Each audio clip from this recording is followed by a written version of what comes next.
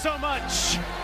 This is Nashville for 3-0 Kentucky against 2-2 Vanderbilt. This SEC 11-8 kick on a hot summer day. Even though it's the end of September, it sure doesn't feel like it.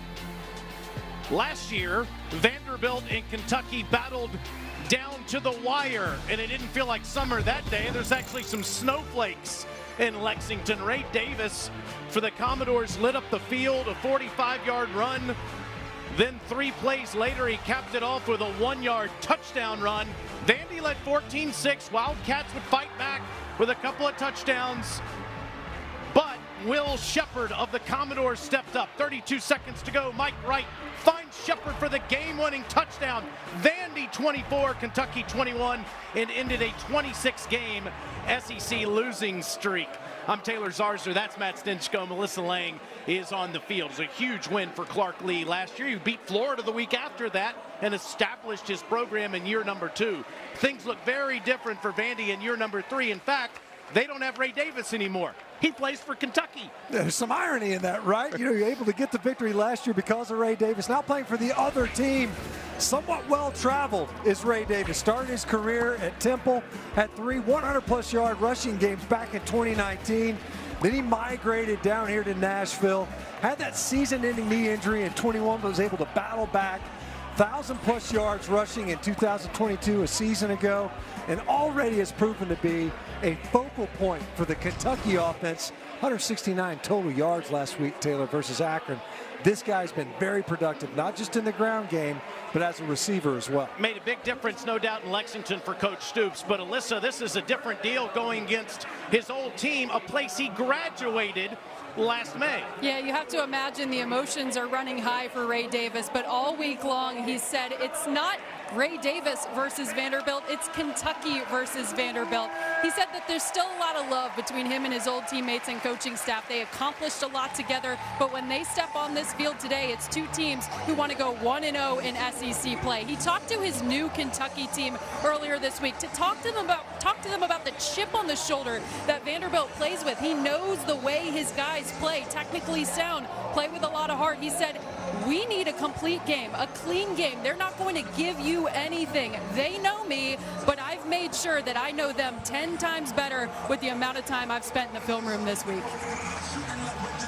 Well, and Vandy's a different team too, Alyssa, this year. Now they're throwing the football without Ray Davis. Stinch, as A.J. Swan, their quarterback, has found all these top-shelf SEC receivers. What's been impressive is how they've spread the football around, the trust and chemistry that A.J. Swan's been able to establish. London Humphreys as a freshman, kind of emergent in that receiving game, and another guy that can stretch the field vertically in their passing attacks, something that certainly got the attention of the Kentucky defensive coaches.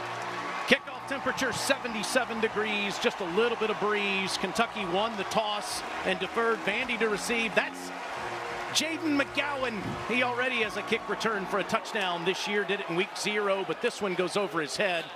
And the aforementioned Mr. A.J. Swan and the Vanderbilt offense will come out at the 25-yard line. He wears number 5 for his friend Robbie Roper, who passed away in December of 2021. Will always honor his best friend's memory. He was introduced to Vanderbilt through his sister Taylor. His very first football play resulted in a safety. It's gotten better after that. He went over 300 yards passing, Stinch, for the first time in his career at Wake 2 weeks ago, and then he did it again last week. Yeah, he's really rounding into form. Now, he's got to be careful with where he goes with the football, but did a great job of managing the pocket last week with some of the pressure that he had. And on the first plays in shotgun with Patrick Smith to his left. He's going to throw, and a quick throw out of the backfield to Shepard, and Shepard's right at the first down marker. And he'll pick up 10 yards and move the chains on the first play. Swan, the sophomore from White, Georgia. Stinch, he does lead the SEC in touchdowns and passing yards, but Vandy has played one more game than everybody else. Yeah, coming in into the conference. You're right. You know, coming in here with the 11 passing touchdowns, but that's definitely been where the Vanderbilt offense has been more explosive, more pass-oriented. And now they go to the ground with Patrick Smith, and this has been the problem, is Vandy hasn't gotten much on the ground, only averaging 3.7 yards per rush. and he's running behind the right side of the line there.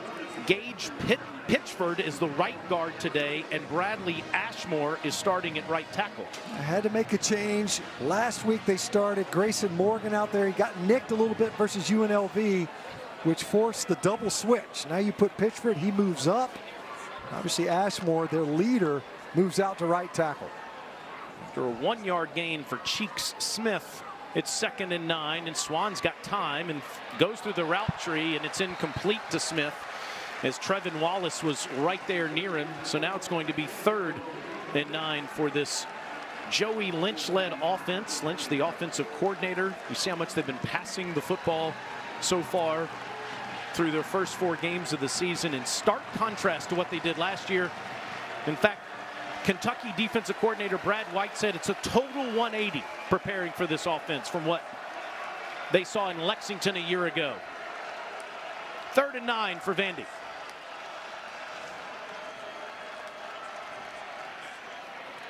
Swan throws, incomplete, looking for Shepard, and Kentucky will force a punt. And that's the hard part, right? You get that near negative, a 0-yard play on 1st down, an incomplete pass on 2nd, and you're forcing these 3rd and longs. Both of these offenses seeking to be more productive on their early downs to get it to 3rd and manageable.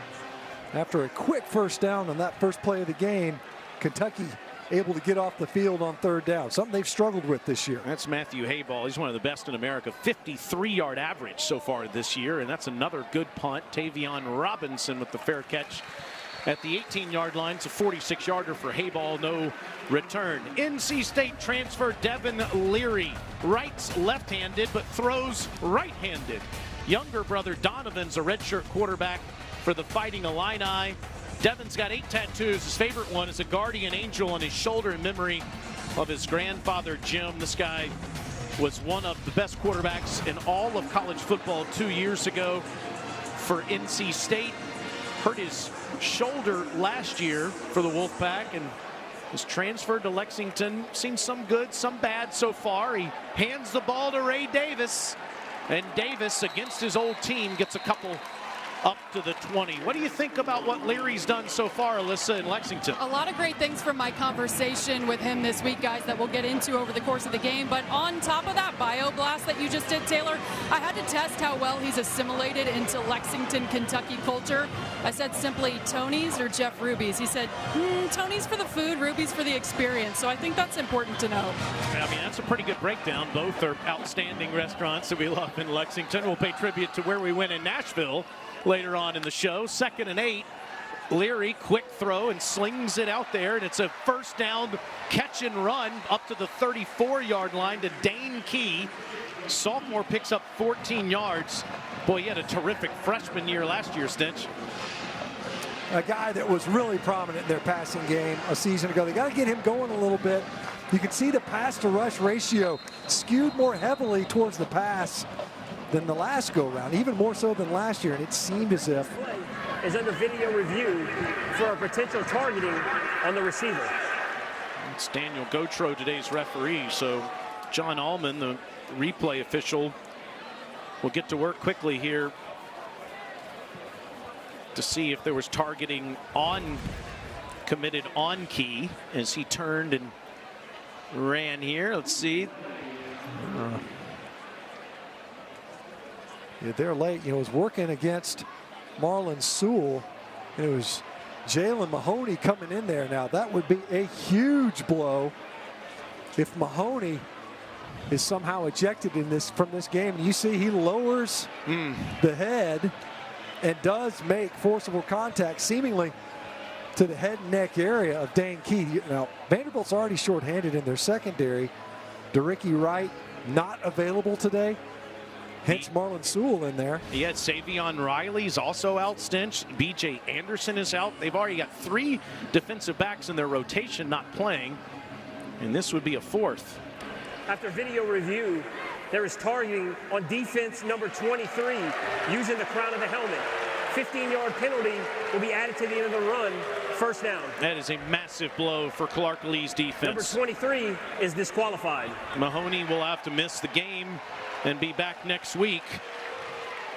but a guy that has been one of the top safeties in the SEC the last couple of years, Stinch, off of the field on the first defensive play. Wow. I mean, and you think that will ultimately impact all their packages, their sub packages, nickel packages. You think DeRicky Wright. So both safeties effectively out of this game now for Vanderbilt. And you look at a passing game that has been looking to get untracked for Kentucky. We'll certainly keep an eye on the downfield passing. Marlon Sewell and John House are in there at the safety spots now for Vandy. They both have been playing a lot so far this year. They run the ball inside the 50, and it's Barion Brown. Had some trouble with the turf monster there, it looked like. 4-yard gain for Brown, the sophomore from here in Nashville. Pearl Cone High School, just a couple miles from Nashville's West End. Coming into this game, Taylor, we're looking at the pass distributions. You see Mahoney there, he's done. Obviously, you know, probably took his helmet, does not have to leave the field, but the impact that could potentially have, not just in the passing game, but in run support as well, especially on a perimeter run like we just saw. 2nd and 6 with that sun shining off the chrome helmets, and Ray Davis, the Vandy graduate, gets one to the 46-yard line. Senior from San Francisco, over 1,000 yards rushing here for Vanderbilt. You see all that construction that's being done in the end zones currently for Vanderbilt. We'll tell you more about that coming up as the game continues.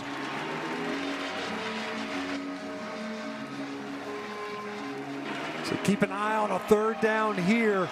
No options downfield. Watch for Ray Davis. Has done an excellent job of becoming an option as a receiver. Kentucky's been great on 3rd down, and they continue to be. Perfect ball to Barion Brown. And Brown's inside the 35-yard line.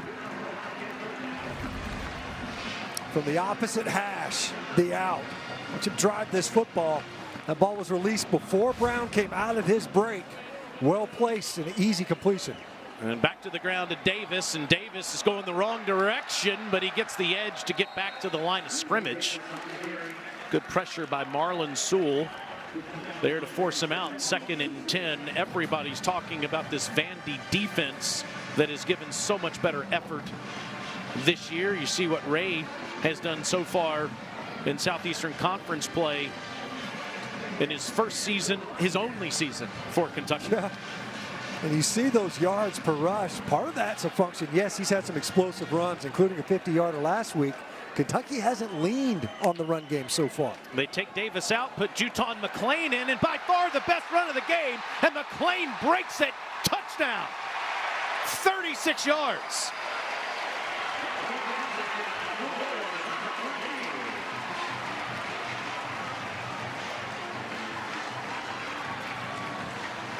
Well, Vandy bottled up the old Commodore Ray Davis, but no answer for JuTahn McClain on his first run of the game. So watch, Ethan Barr is going to break this away, and you'll see a big hole open up right here in the middle.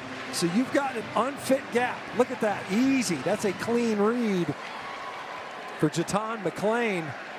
He's up in the line of scrimmage right now, splits the defense, and is able to get into the end zone on the ground. Kentucky offense getting it going in the rushing game. Alex Rayner makes it 7-0. I believe Vanderbilt was offsides on the play.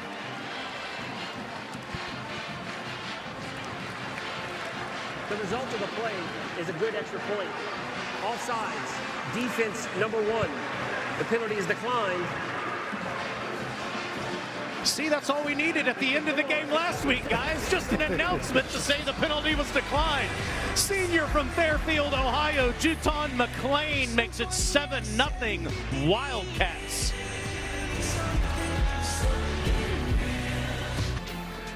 Beautiful day at Vanderbilt Stadium. That was the first rushing touchdown of JuTahn McClain's career. He's got a couple of receiving touchdowns, but that was his first rushing touchdown of his career. And Vanderbilt will get the ball again at the 25-yard line, now down 7-0.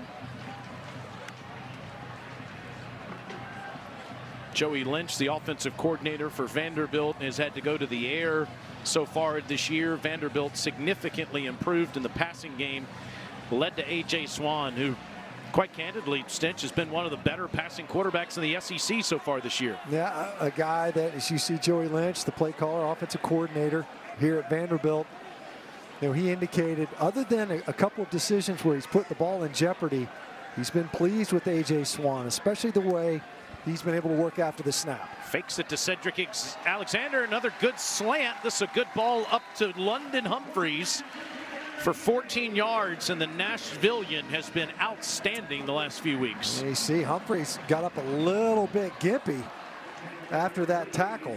See, 9 receptions, already north, 266 yards. Had a big game last week. He's not some underneath threat. He's a guy that can get downfield and stretch the secondary. He's the SEC Freshman of the Week 2 weeks ago against Wake Forest. 2 consecutive games over 100 yards receiving for Humphreys. And Swann wants to throw again. One-on-one ball to Humphreys. Incomplete. No flags on the field. His right in coverage was Andrew Phillips. But now a flag comes in after the whistle.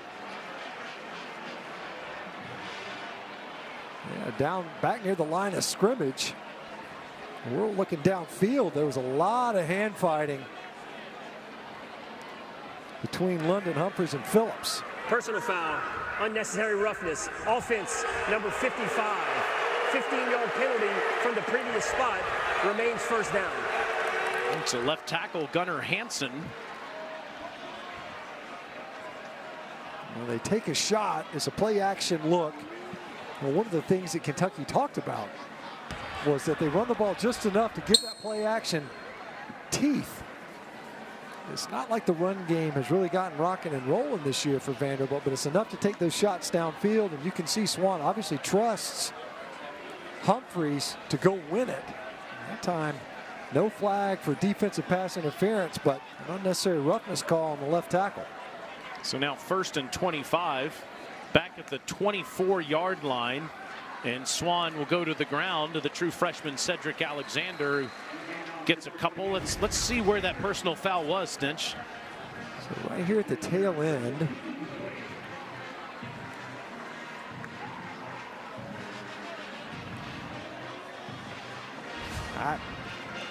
I didn't see anything. Even after the look there, it may have gotten tangled up with Walker. But regardless, a costly penalty. Alexander, a 4-yard pickup on 2nd down, so 2nd and 21 for Swann. And this offense needs to get out to the 49-yard line to move the chains, eludes the pressure, and picks it off. A pick 6. He eluded the sacks, but Max Hairston's there to take it to the house, 29 yards.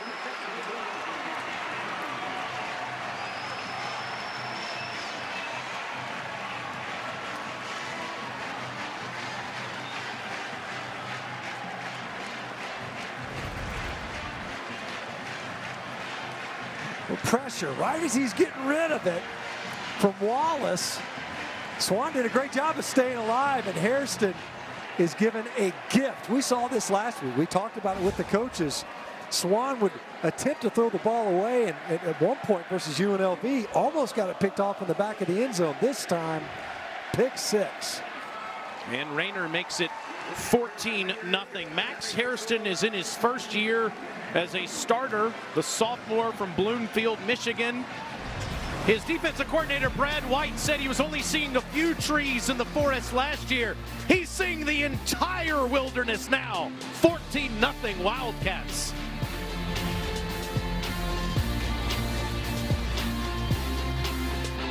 Home team, a disastrous start in the first 6+ minutes of the game. Kentucky with a rushing touchdown by JuTahn McClain and then a pick 6 by Maxwell Hairston. He has both of Kentucky's interceptions on the season. And it's 14-0 Wildcats. For a lot of people here in town can blink.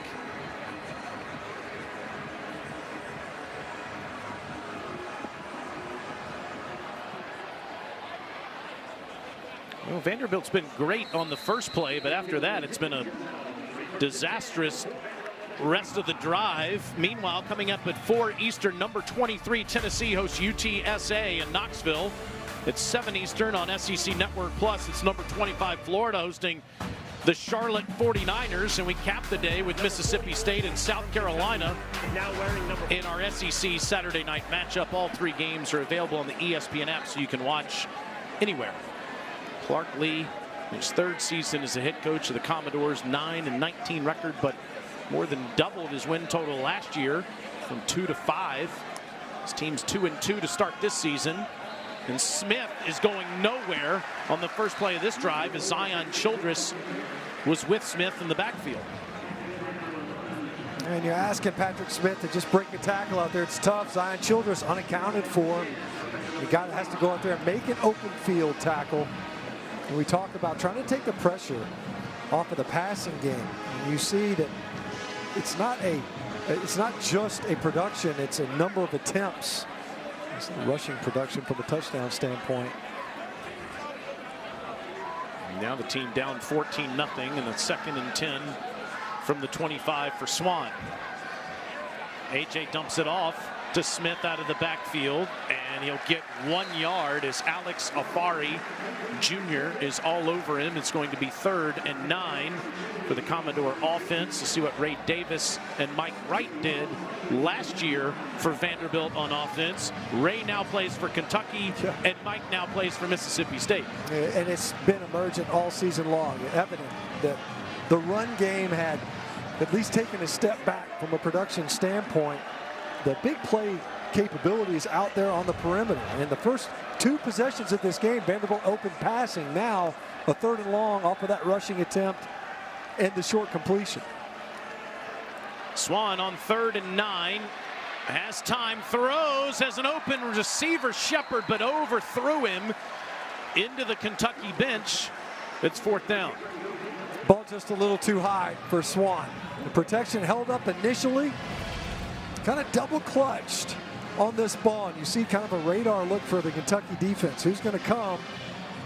Big Dion Walker right in the front there. And Shepard, as big as he is at 6'3", needed to be about 6'4". Needed 1 more inch to get that toe tap in bounds. Hayball attempting his 2nd punt with Robinson standing near his 30-yard line.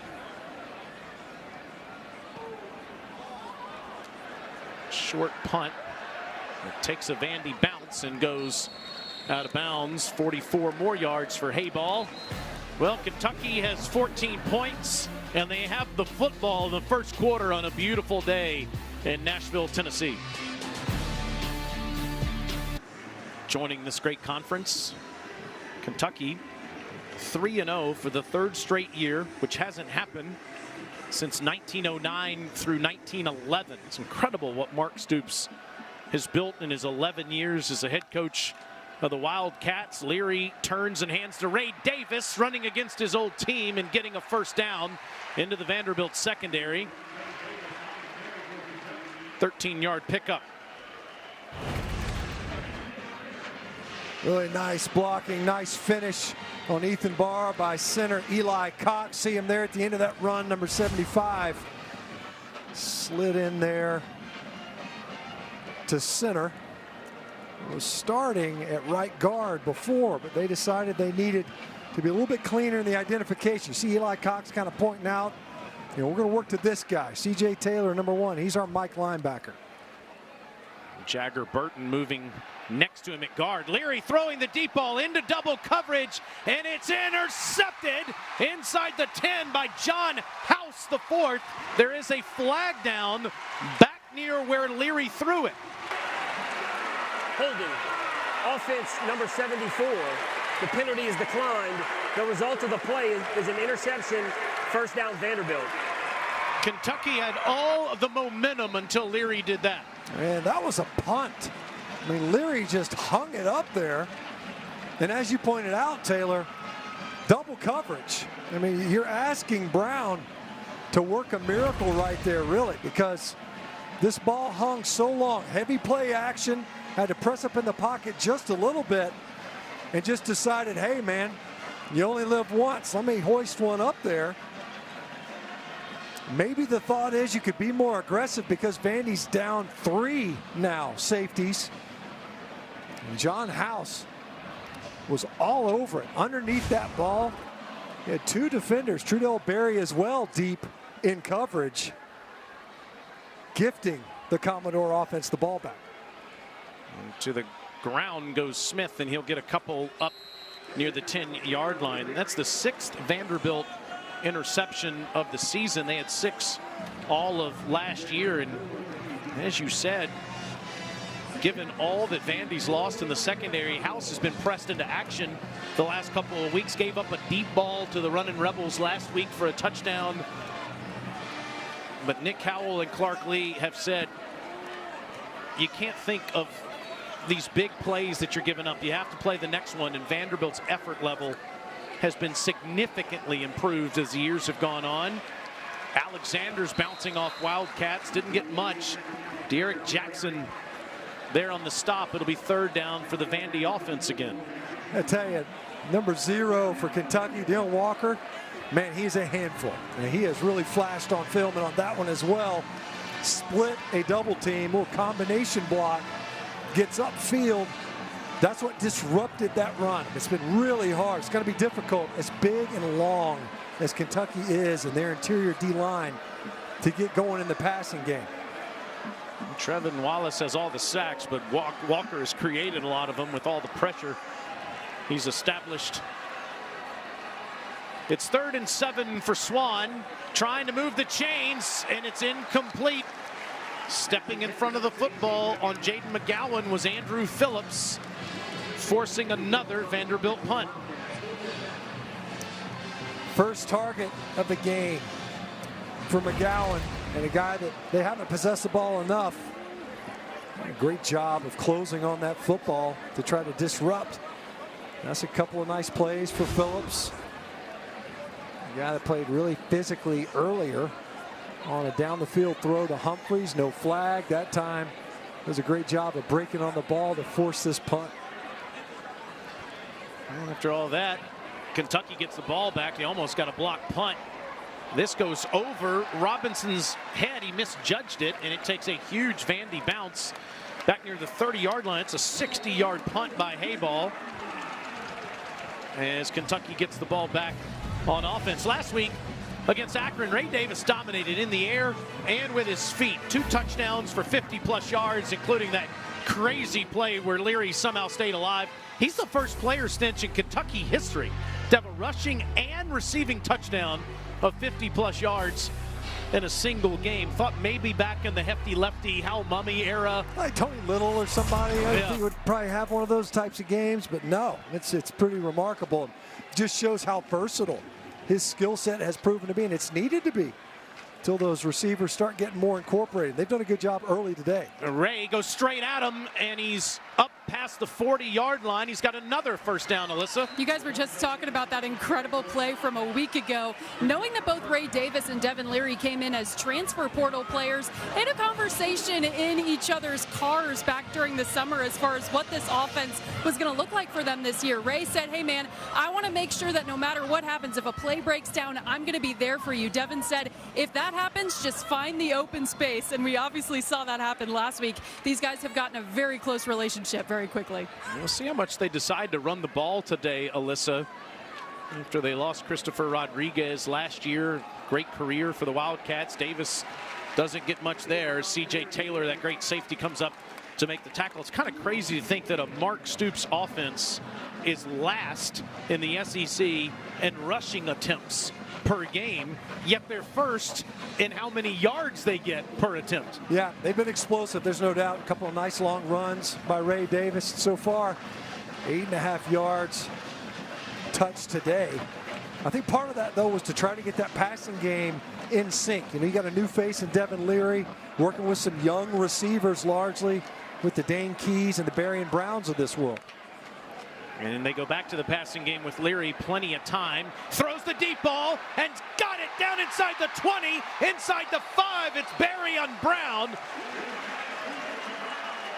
He beat Marlon Sewell for the football. 1st and goal, Wildcats, 56 yards. And Barion Brown, the local kid, working against a true freshman, and Martell Height had a big play last week. Also gave up a big play and did again here. The deep ball was dialed in on that throw. First and goal, Wildcats inside the 2 with Davis standing next to Leary. And Leary throws a one-on-one ball that's incomplete to Brown. It'll be second and goal. Top of your screen. Here's Barion Brown and Height.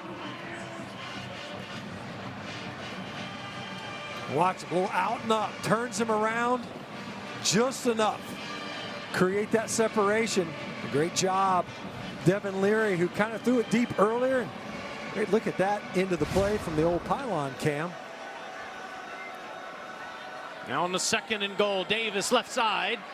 Extra effort, touchdown.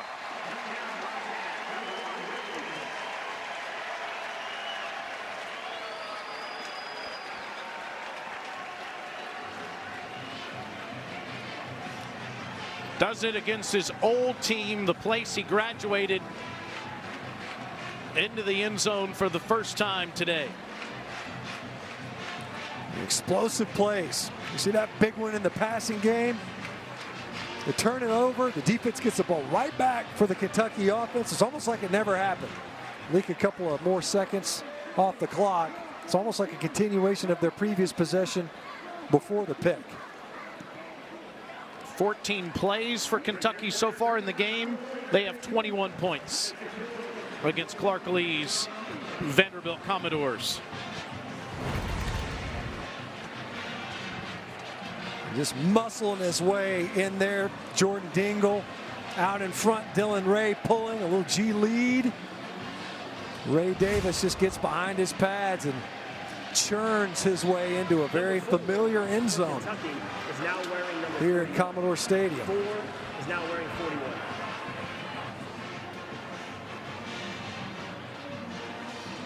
See what he did against the Wildcats last year in that Vanderbilt victory. And so far, an impressive first quarter against his old team. Obviously goes without saying, Vanderbilt has to find a way to sustain a drive. The first 2 possessions, they opened those series passing the football successfully. Immediate first downs. And then almost immediately, just as immediately, bogging down. A couple of runs, you get behind in the chains, and end up punting the football away. And then, of course, the pick 6. A.J. Swan was just trying to fight his way through pressure. Well, Kentucky has tied a school record for points in the first quarter with 21. Started with JuTahn McClain's first ever rushing touchdown. Then Maxwell Hairston steps in front of this A.J. Swan pass for his first career touchdown. He's now wearing number 4. And Ray Davis against his old team just a moment ago, making it 21-0. Swan and the Commodore offense has to stay on the field for a minute. That's a contested ball that's caught by London Humphreys on Andrew Phillips, and he gets 8 yards on first down. This just looks like a shell-shocked Vandy team right now, Stinch. They're up 17-0 on UNLV last week in Vegas. Give up 30 unanswered points before they come storming back. Had a chance to win the game and miss a 33-yard field goal. Height let a UNLV receiver get behind him, which led to that game-winning field goal. And Vandy rattled here in the first quarter, down 21-0. Go back to Humphreys again, or excuse me, Shepard. That is incomplete. As Max Hairston was all over him. It's 3rd and 2. You can see early on last week, they would take those shots. It's a one-on-one ball. You look out there, Kentucky roll up in tight coverage that time. They'll give a couple of access throws. Then they'll roll down tight. Vanderbilt's not scared to put that ball up there and allow a receiver to win the ball for him. Shepard nearly able to come down with that one. It's been the first down proficiency, 41 of their 42 yards has come on first down. They had a 2nd and short. Smith right at the first down marker. Looks like it's enough. That's been a big problem so far this season. When you need a couple of yards, Smith, Gillespie, and Alexander have struggled to get it. Patrick, a.k.a. Cheeks Smith, moves the chains there.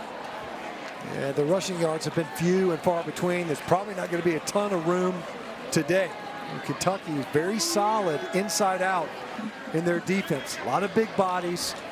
Most of the rushing yards, if they're going to run the football, are likely going to come on the perimeter for the Commodore offense. Swan in trouble, flushed out and throws into the Vandy bench. Quarterback pressure applied by Trayvon Ribka there. Junior from Tennessee. You got to be better inside. Watch here at left guard. This lose right now. It's a one-on-one rush. Trayvon Ribka able to affect that pass. And you see it early on. We mentioned there have been some shuffling of that offensive front. It's hard for a quarterback to execute when he's got pressure right there coming up the middle. On 2nd and 10, Smith again right at the Kentucky defensive front, gets a couple of yards on what could be the last play of the first quarter. De'Eric Jackson makes the tackle against for Mark Stoops' Kentucky team. His 11th year with the Wildcats, #1 all-time in wins, wants to return to the top of the SEC in 2023. Of the first quarter. Alyssa will visit with Vandy head coach Clark Lee when we return with the start of the second quarter. Coach, what has to happen for your offense to be successful on this drive? Well, it's first down efficiency, and they're doing a good job of getting us all scheduled. We're facing another 3rd down or 3rd and 8. Obviously protecting the football. I like AJ's decision there to throw it away on the first down. It's more of the same, and it all channels through the quarterback position, but we got to support him. 11 is 1 on the field, and I think getting the run game established and just getting some rhythm going is be important. How does losing Jalen Mahoney early affect what you need to see from your defense? Well, he's a captain, he's a leader, he's a guy that we depend upon. With DeRicky out, obviously it was hard to see that. I was proud of John House for stepping up, making a play. We got a lot of young players back there in the secondary. We're going to have to kind of double down on the fundamental technique, make sure we're capping the explosive play, and capitalizing when they give us an opportunity. We'll be all right. These guys have trained hard. We got to scratch our way back into this one. Thank you, Coach. Thanks. Doesn't work on that 3rd and 8 he was talking about, as De'Eric Jackson was in the backfield with Swan, and Swan was just forced to throw it away. So another Matthew Hayball punt. This is his 4th at the start of the second quarter. It hasn't been just first down stints, it's been second downs too. Hayball kicks it to Robinson, who calls for the fair catch inside the 15. It's a 52-yard punt, Mr. Peter Burns. We'll send it back to you in the studio. Thank you, Taylor. Let's catch up with some future SEC teams, right? At least with the Oklahoma Sooners. Dylan Gabriel finds Nick Anderson for the touchdown. They're back on top against the Bearcats, 7-3. I like it. Burns already looking ahead to the future of the Southeastern Conference. A&M beating Auburn 6-0 at the end of the first quarter. In that one, I know he'll keep you updated on that and a lot of other great SEC games to come as the day continues. 21-0 for Devin Leary and the Cats. And another handoff to Ray Davis. Gets past the 15 to the 16-yard line. It's interesting what Liam Cohen, the once again offensive coordinator for Kentucky, was saying about Devin Leary, that he's, no pun intended, a different cat than Will Levis was. Levis is in your face, passionate, emotional, always fiery, always communicating about the next play. Leary's more your level-headed, even keel guy. Yeah, he actually said, I like that. I like that demeanor. It helps him as a play caller. Levis is here today, of course, plays for the Titans now. 2nd and 5. Davis lost the ball, but I think he got it back. C.J. Taylor came up and laid another big lick on a tailback. C.J. Taylor is a thumper, and Barion Brown just blew it. You got a block at receiver. C.J. Taylor able to insert right now. He was out there lined up opposite the slot receiver, and he just crashes Ray Davis. Fortunate to get back on that football to set up a 3rd and short.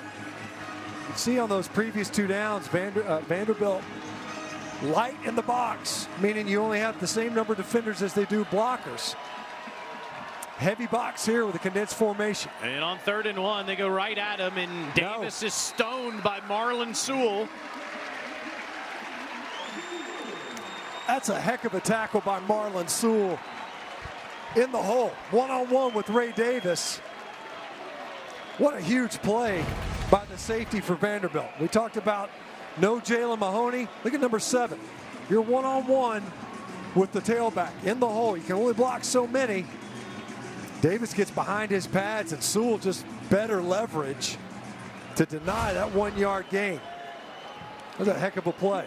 That's the 25-year-old sophomore. Wilson Berry almost got it blocked. And Berry will get a Kentucky bounce, a big one at that.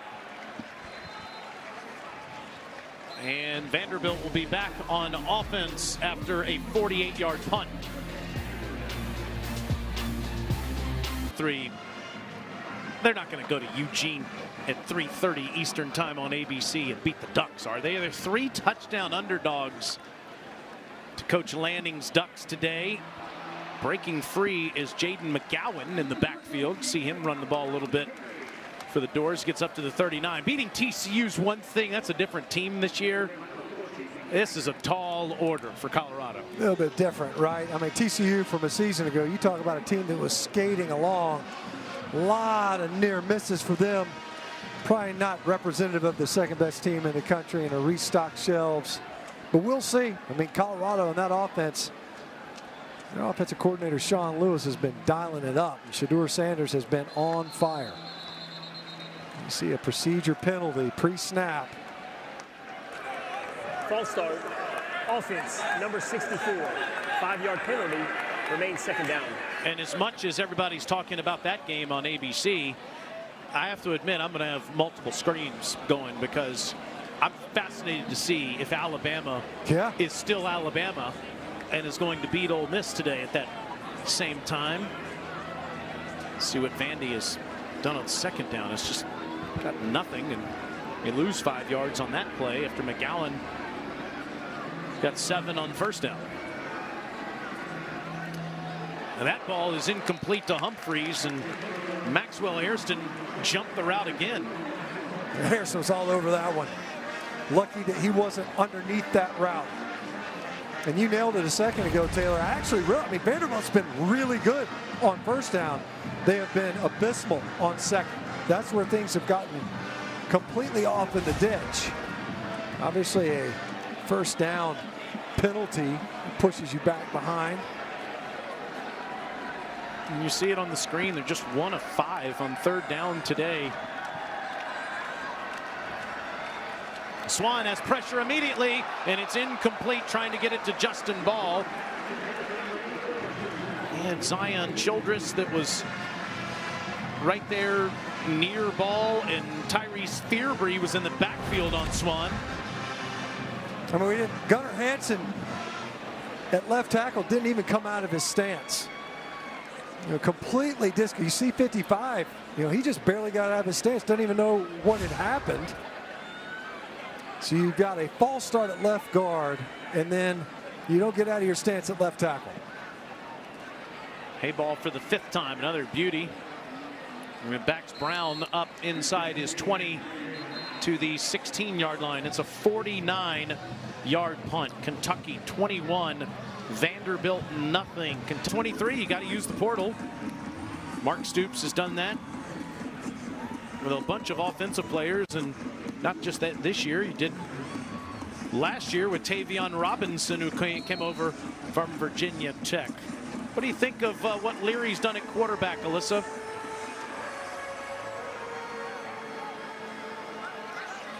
It's certainly been an impressive performance from him so far today. Going back to the transfer portal after this play. 1st and 10 throw is a good ball that's caught by Key. You know, it's something that us in the media have sort of marveled at, Mark Stoops' ability to pull these key players out of the transfer portal going back to several years ago. So I asked Devin Leary straight up, what's it like being recruited by Stoops? He said, I mean, you could just tell immediately that he's somebody that I wanted to play with. He was the same person from day one to today as he was when he recruited me. He said, hey, Kentucky's on the brink of being a program that is going to be a problem here in the SEC. Promising to surround him with not only talent, but the best coaches in the country. And he said, hey, Coach Liam Cohen is one of the best. Well, 2nd and 1. It's McClain, and he's going to be short. It'll be 3rd and 1. And Stitch, I think it's obvious. A lot of people are uncomfortable with all the transferring we're seeing in the last few years in college football. But Mark Stoops said it. If these are the rules, we have to embrace them. We have to do the best we can with them to field the best team we possibly can. Well, nobody's embraced it with better success, especially at quarterback, than Kentucky as a program. And as you mentioned, a couple O-line starters. Ford not in there now. Did you see that? Lynn Bowden.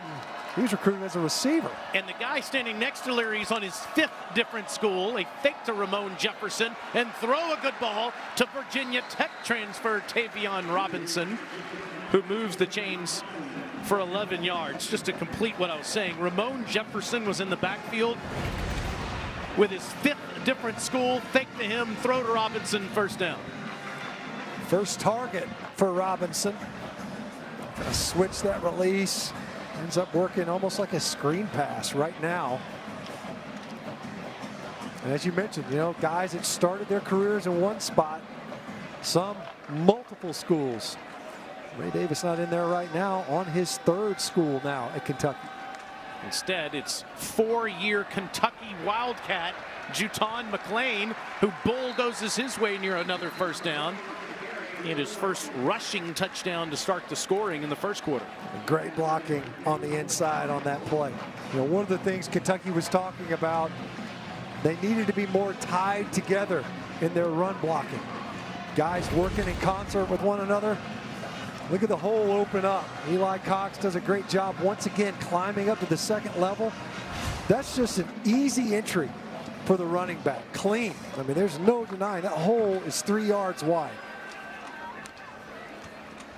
2nd and 1, fake to McClain, nice little bubble ball to Brown, and Brown gets the first down where he's tackled at the 49-yard line. Kentucky midway through the 2nd quarter up 21-0 on Vanderbilt, trying to get to 4-0 before they get to October.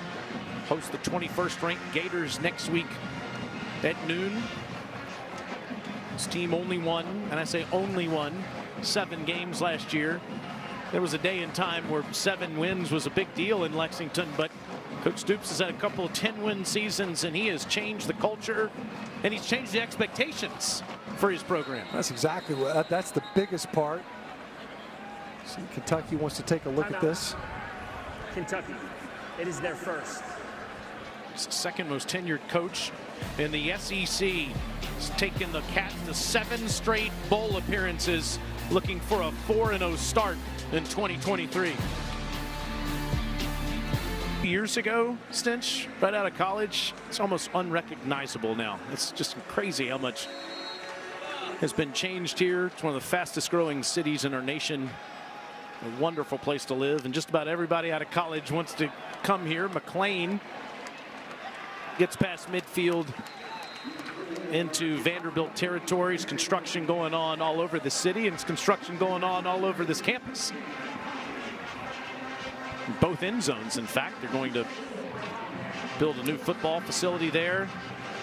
Some of our camera operators are on that forklift today, too, by the way.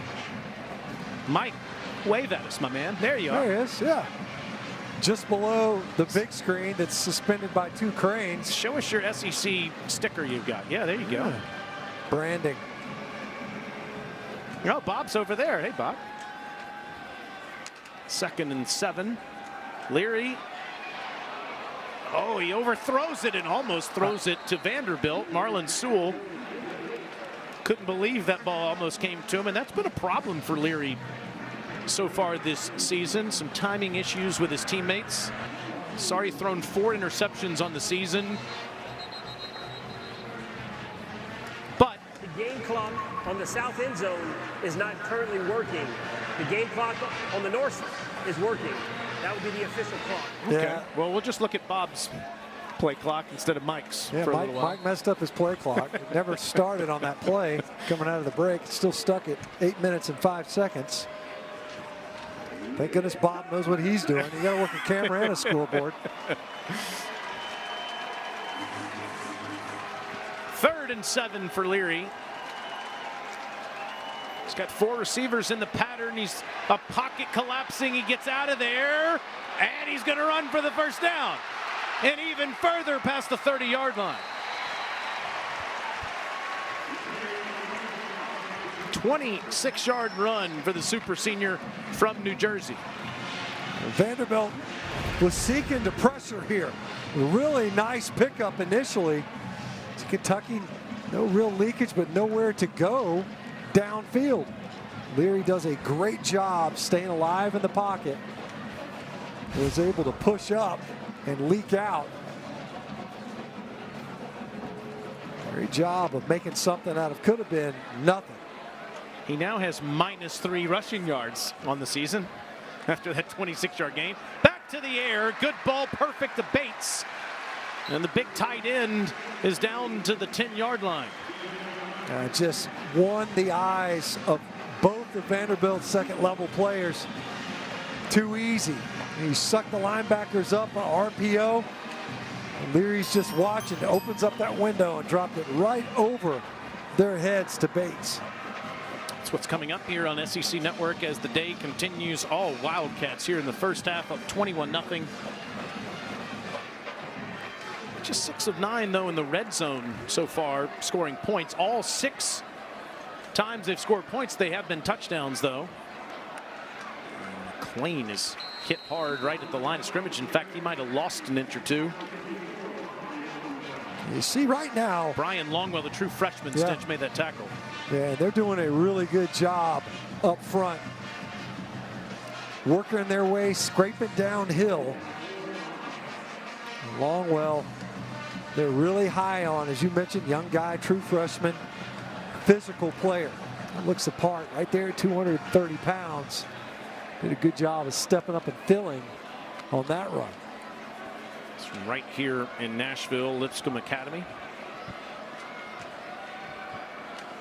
Pressed into action too. Langston Patterson unable to go today. 2nd and 10. Leary throws to the sideline, incomplete off the hands of Brown. With John House right there in coverage. So now 3rd down from the 10. The House is closing in on Brown right there. Just ball glances off his hands. We've seen a lot of those this year, you know, where either it's drops, which has been a problem for Kentucky at wide out, or just out of sync. So you got the top 3 receivers, Brown, Key, and Robinson in a bunch right up here. All 3 of these guys at the top of the formation. Leary's facing pressure and just has to chunk it away. He had Darren Agu all over him. And it'll bring out the kicking team. Good job by the Vanderbilt defense. They'd stiffed out. It was definitely a screen coming out. Just going to try to drop one over the rush. Anticipate that you got your ears laid back, trying to get upfield. You see that they were just trying to leak. JuTahn McClain out there late. Force the field goal attempt. Alex Rayner to make it 24-0. This from 27 yards out.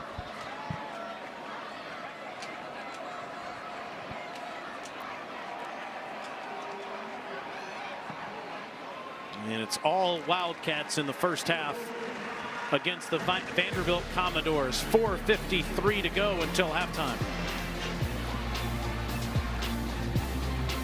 For those guys, PB, especially what Benjamin just said about the balance, because that's been an issue so far for Kentucky, albeit they've tried to establish more of the passing game with a new quarterback this year. They want to run the football more effectively, and so far so great for Coach Stoops' team. Vanderbilt down 24-0's got to do something on offense. You know what they should do?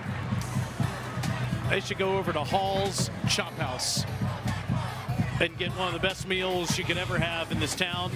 Hall's has locations throughout the Southeast, and it's right here on Vandy's West End. Oh, look at Stench and Sco, mesmerized by all those pieces of meat. I'm not a big art fan, but this is majestic. Alyssa, how happy were you last night? Those were the best photos I've ever taken in my life. Matt Stinchcomb listening to the cuts of meat. That was some good cow, guys.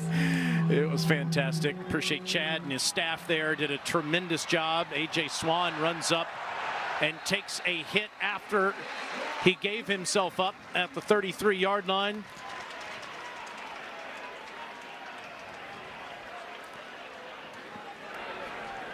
Personal foul, late hit, defense number 11. 15-yard penalty will be added to the end of the run, first down. Yet another first down on first down. Would have been a first down anyway. Zion Childress, you just can't be near it, right? Lower your shoulder. Feels like a hard thing to coach these days when a quarterback gives himself up like that. And how you jump over him, man. Don't even get near him. It's got to be tricky. That's a first down and a half that cost him. Did you see what Tom Schofield did to that seafood tray last night? I was sitting next to him. Chop House. I sit next to a wood chipper. Swan on first down off his back foot. Perfect ball inside the 30, down near the 25 to Logan Kyle, his big senior tight end. And that's the best play for Vanderbilt so far today, 28 yards. The first down continues to be a great one for Vanderbilt. It's the second downs that have hurt them. Nice pocket that time until Deion Walker once again got upfield. That was a great job by Swan under duress. Walker 6'6", nice catch by Logan Kyle to haul that one in. McGowan and Alexander back there in the backfield. Instead, Swan keeps it, and he doesn't get much. He got a yard as Khalil Saunders chopped him down, second down. Taylor, Swan made a great decision to start this drive, keeping the football. He got a little bit nicked last week versus UNLV. Wasn't out there in third down. I wonder if that's changed the play calling. During the breaks, you have been off your rocker about Vanderbilt on second down, Stench. Got to see better performance from them on second downs here. The first downs have been outstanding. 84 of their 90 yards have been on first down. 2nd and 9 here. Surveying the field, incomplete. Off the hands of Jaden McGowan. And it continues. That's a couple that McGowan couldn't bring in. Sometimes you got to help your quarterback out. You got to make that catch. There's no question. You got to bring that in. What down was it? It was second down. It's just that's what's happened all game long. 8 plays now. If you include the second down penalty with the procedure, -3 yards. They've been excellent, which is different. They've been struggling to get that first play, the early downs going. The Vanderbilt offense has been halfway there. Barely gets it off. And Swan will throw to the sideline, and that ball is uncatchable out of the reach of McGowan. And so we'll see if Clark Lee tries to put some points on the board here. Not clear on what they were trying to do right there. Will Shepard, after his release, he was just kind of coasting after about 5-10 yards downfield. The ball came out of Swan's hand. That thing just threw it away, trying to protect it. Borchilla, 41-yard attempt. Of course, missed that 33-yarder with 47 seconds to go last week rather. Graduate player from Westerville, Ohio, played most of his football at Kansas. And that's back right through there, and Vanderbilt's on the board. It's 24-3. Well, they got the drive started early. Swan with a nice run. Then, of course, the penalty after Swan slid. That's another 15 yards you toss in there that helped that drive. Let's check out the good hands play brought to you by Allstate. A.J. Swan was feeling the pressure in the first half, made an ill-advised decision, and Maxwell Hairston, hello, Hairston's, he's had a couple of nice breaks in this game. This is where it started, though. You're just trying to throw that football. Really, he's trying to force it over there to the boundary. It's an ill-advised throw. And those are the throws that offensive coordinator Joey Lynch was talking about. Look, we love what he's doing, but those decisions we just can't have. Opened up the scoring, and it has been mostly Wildcats since. You know, Vanderbilt trying to, as Coach Lee said earlier, kind of scratch their way back into this game. It's going to take more than field goals. 24-3 with Kentucky about to get the ball back. 2:51 to go in the half and 2 timeouts. Tonight, the SEC football final crew is going to take you through the biggest stories of the day and break down all the games. It's at 10:30 Eastern or whenever Mississippi State and South Carolina are done. It's right here on the SEC Network and the ESPN app. Should be a good game between the Bulldogs and the Gamecocks, who had the Dogs on the ropes at halftime in Athens last week. Well, Spencer Rattler has been unconscious. You think maybe almost literally after that week 1 performance, got sacked 9 times. He's been lights out ever since. Xavier Legette might be the top performing receiver in this conference right now, and Trey Knox at tight end. Boy, he was a force last week versus the Georgia version of the Bulldogs. Just a reminder, Kentucky gets the ball to start the second half, so let's see if they try to go 2 for 1 here. Sling it out to Davis, and he just has to sit down. He's going to lose 5, maybe 6 yards, as he was bottled up by several Commodores. Darren Agu was with his former teammate. Big loss for Kentucky on first down. Hey, I think Ray Davis has definitely got everyone's attention, especially in the passing game. First tackle for loss for either one of these defenses on that play. And 2nd and 16, Leary throws, and it's caught by Anthony Brown-Stevens, and Stevens back near the original line of scrimmage. And Vanderbilt is going to call a timeout here. Try to force a punt, get the ball back, and score some points. Get them here to 3rd down. Timeout. Timeout, Vanderbilt. It's their first. It will be 30 seconds. Please reset the game clock to 2 minutes, 12 seconds. We were talking about that Alabama-Ole Miss game. Alabama hasn't gotten any kind of consistent performance at quarterback. Meanwhile, Jackson Dart's been outstanding for Ole Miss. That game starting at 3:30, and Coach Saban's going back to Jalen Milroe today. Made it pretty clear. You know, almost like last week versus South Florida was an audition for Ty Simpson and Tyler Buckner, the transfer from Notre Dame.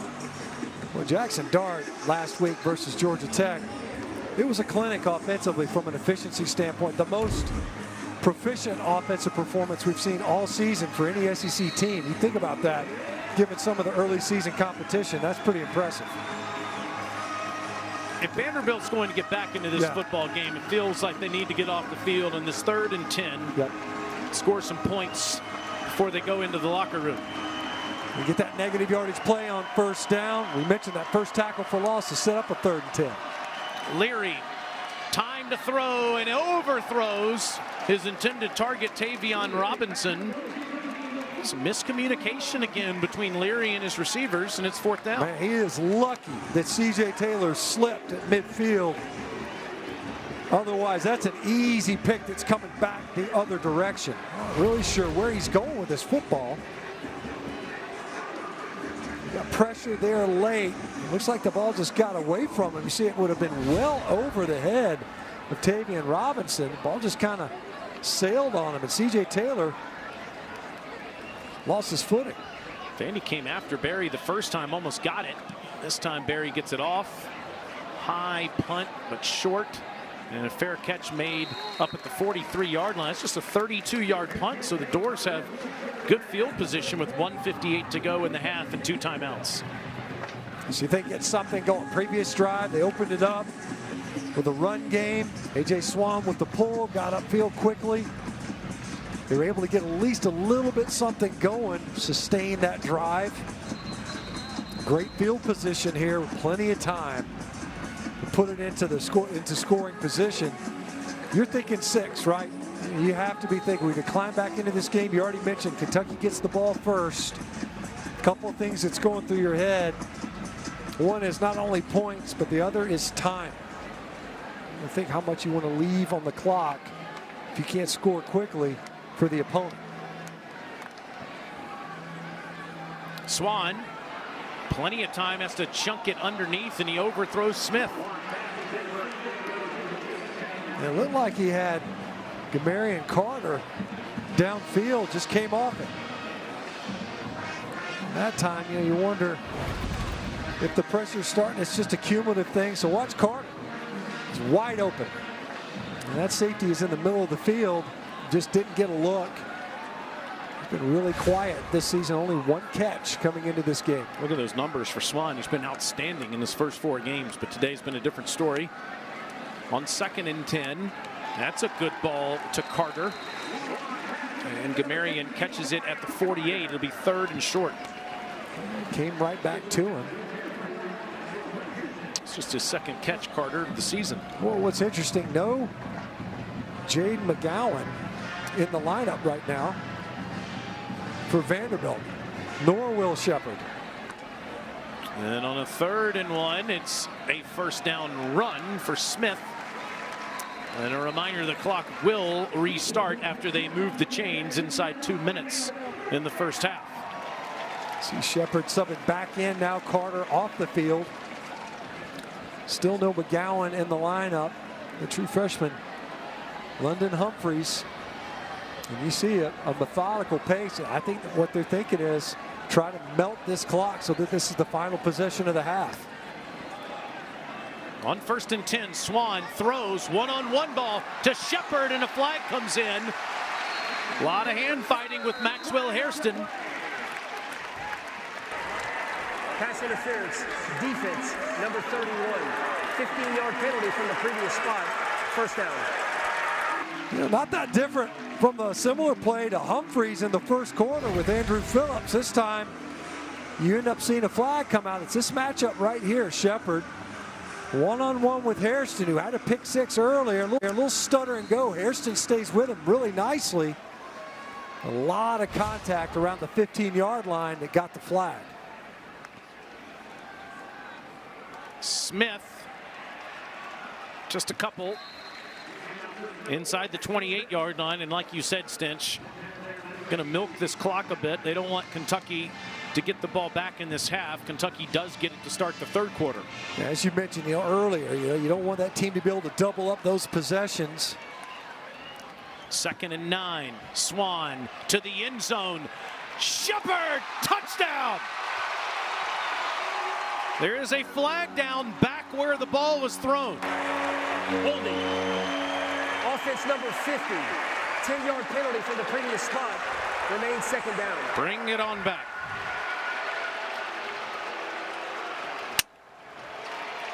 They called it on Bradley Ashmore, who, as we mentioned, had to slide out there to right tackle. Uzibu not available.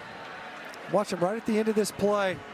I'm a former O-line guy, so I got to tell you, it's got to be more than that to elicit a holding call. That was a big one, too.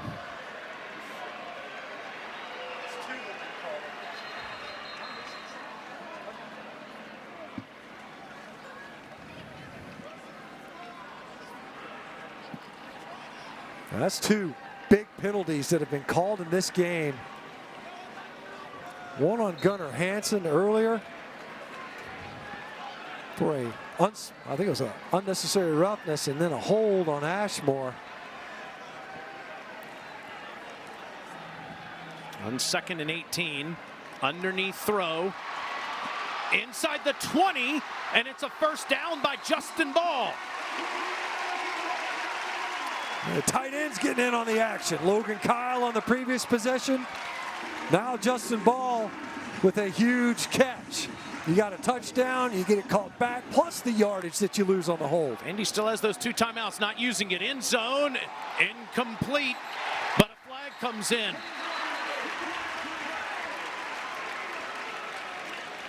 Get Hairston again, working against Humphreys. Personal foul, face mask, defense number 31. Penalty enforced half the distance to the goal, first down. You don't hear that called very often. The face mask and coverage. Regardless, Vanderbilt now on the doorstep in a goal-to-goal scenario. And they can use their entire playbook here, Stench, because they have 2 timeouts, and Mark Stoops is going to use one right now. Timeout, Kentucky. It's their second. It will be 30 seconds. It's that previous play, the throw to Humphreys. See if we see the face mask. I think it happened a little bit earlier in the route. You see Humphreys looking over there. He was expecting a flag to come out. Hey, just a reminder, coming up at halftime, you can watch the live performance of the Spirit of Gold on SEC Network Plus. You can start streaming now on the ESPN app. So if you're Vandy, I mean, obviously you never want to have points come off the board, but you're able to overcome it.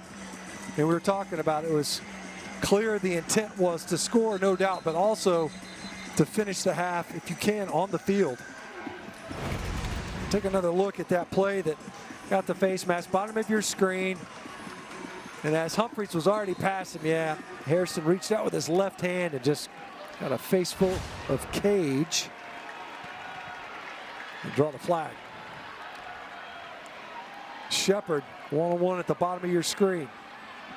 Handoff goes to Alexander, and Alexander dives. Touchdown.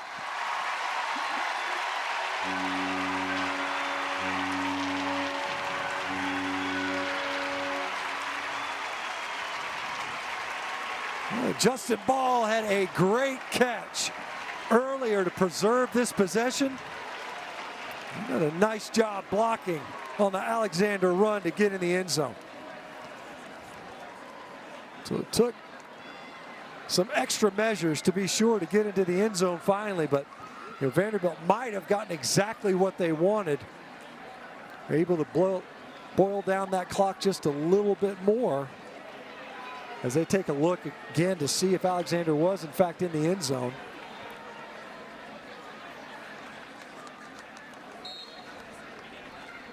They're just making sure that he got in.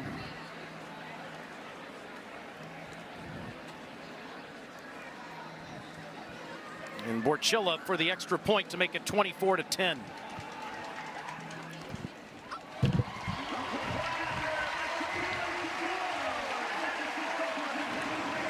So it was somewhat unorthodox, but able to get in there. Reset the game clock to 20. Great effort by Alexander to dive that last 2 yards or so. You could see him. Everything's above ground except that football. Broke the plane. That's a great look at it from the pylon cam. But the effort from the true freshman. Pretty resilient possession that time by Vanderbilt. You finally get in the end zone. Will Shepard high point the football. The holding penalty brings it back. You're able to climb back out of that hole that the penalty creates, points off the board, and you're able to melt the clock and get your score. And you avoid that double up scenario at the end of a half.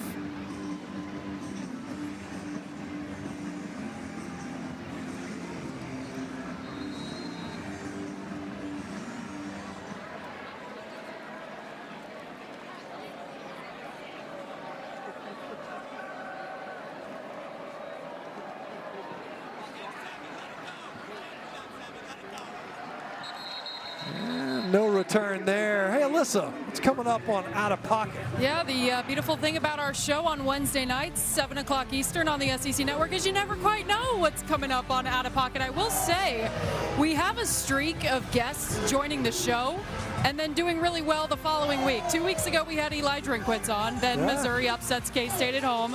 This past week, we had Ray Davis on, obviously having a nice day so far for his Kentucky team. We had Mr. Waffle House himself, Georgia Bulldog Makai Muse, on the show last week as well. So conversations with your favorite coaches and players from across the SEC with myself and Takeo Spikes. Mr. Waffle House, Mekhi Muse. As you see, Kentucky, they're content to just head on into the locker room with a more than healthy lead. But Vanderbilt did a great job there, Taylor, of climbing back into this game. Back-to-back possessions with points on the board. They certainly did, and Coach Stoops, I'm sure, will talk about that as he takes the team to the locker room. Devin Leary off to a hot start, but things cool off a bit as Vanderbilt tries to climb back into it. It's 24-10 as we let Peter, Chris, and Benjamin take over with our halftime report.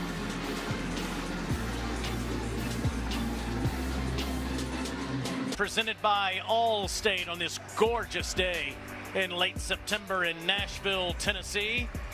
Over on the west end of the city, the Kentucky Wildcats are trying to get to 4-0. They lead Vanderbilt 24-10. Came out like gangbusters stench in that first quarter. Yeah, it started fast, right? When you think about the way that the game started, the scoring cranked up, and then you get the pick six, an ill-advised throw by A.J. Swan. Hairston able to take it all the way to the house. And then, of course, Cedric Alexander able to really put together a great effort to find his way into the end zone to make this just a two-possession ball game. But it definitely got away from them early on. Vanderbilt really did claw their way back into it towards the end of the first half. Yeah, they did, and now we have a football game going into the third quarter as Vanderbilt 2-2 on the season, trying to beat Kentucky for the second consecutive year. Beat Kentucky in Lexington last year to end that 26-game SEC losing streak, and Clark Lee's team certainly made the most of that second quarter. It's time now for Every Detail Counts, brought to you by Pfizer, as a tale of two quarters. See what Kentucky did there in the first quarter as opposed to the second. Yeah, the way that Kentucky started out hot, obviously some big plays, 20-plus yarders, nice long run, explosive in the passing game as well, and then of course the defensive score. But since then, Vanderbilt's done a good job of at least slowing down that Kentucky offensive attack, forcing some field goal attempts. Please set the game clock to 15 minutes. Thank you. And Mike's scoreboard's acting up down there. He's got to run the camera and the scoreboard down there. Zeros. There it is. There's 15 minutes on the clock. Mike just turned around on the forklift and put 15 on the board for us.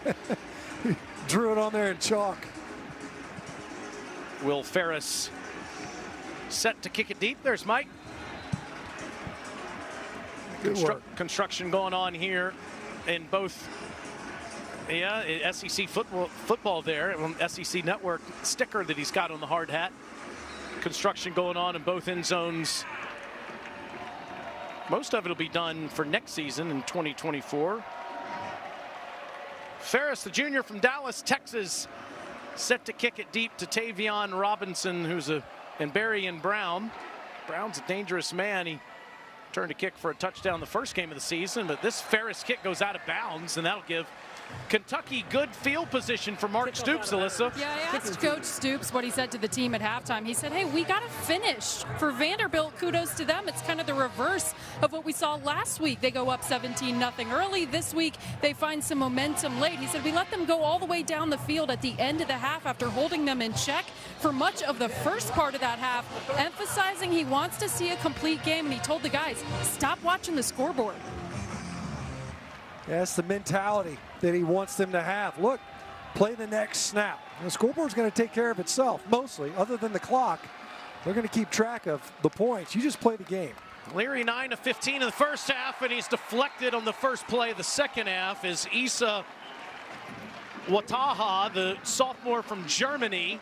He's only been playing football for a couple of years, but this guy looks like a Sunday player with the way he's played at Vanderbilt the last couple of years. Well, he was able to win right now. Got upfield. Was able to disrupt that throw, and if he didn't do it, it looked like Nate Clifton as well could have gotten a piece of that football.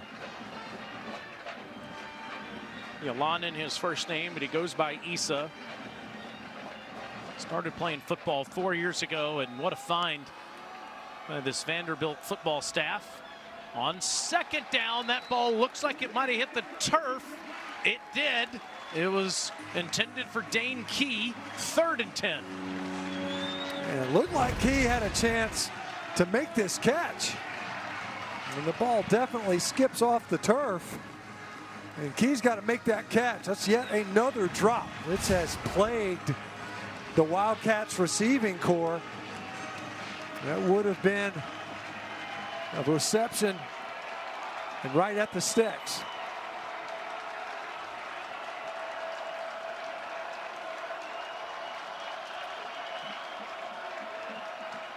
Leary's got time, and he's got an open receiver. Wide open is Jordan Dingle, but it's incomplete.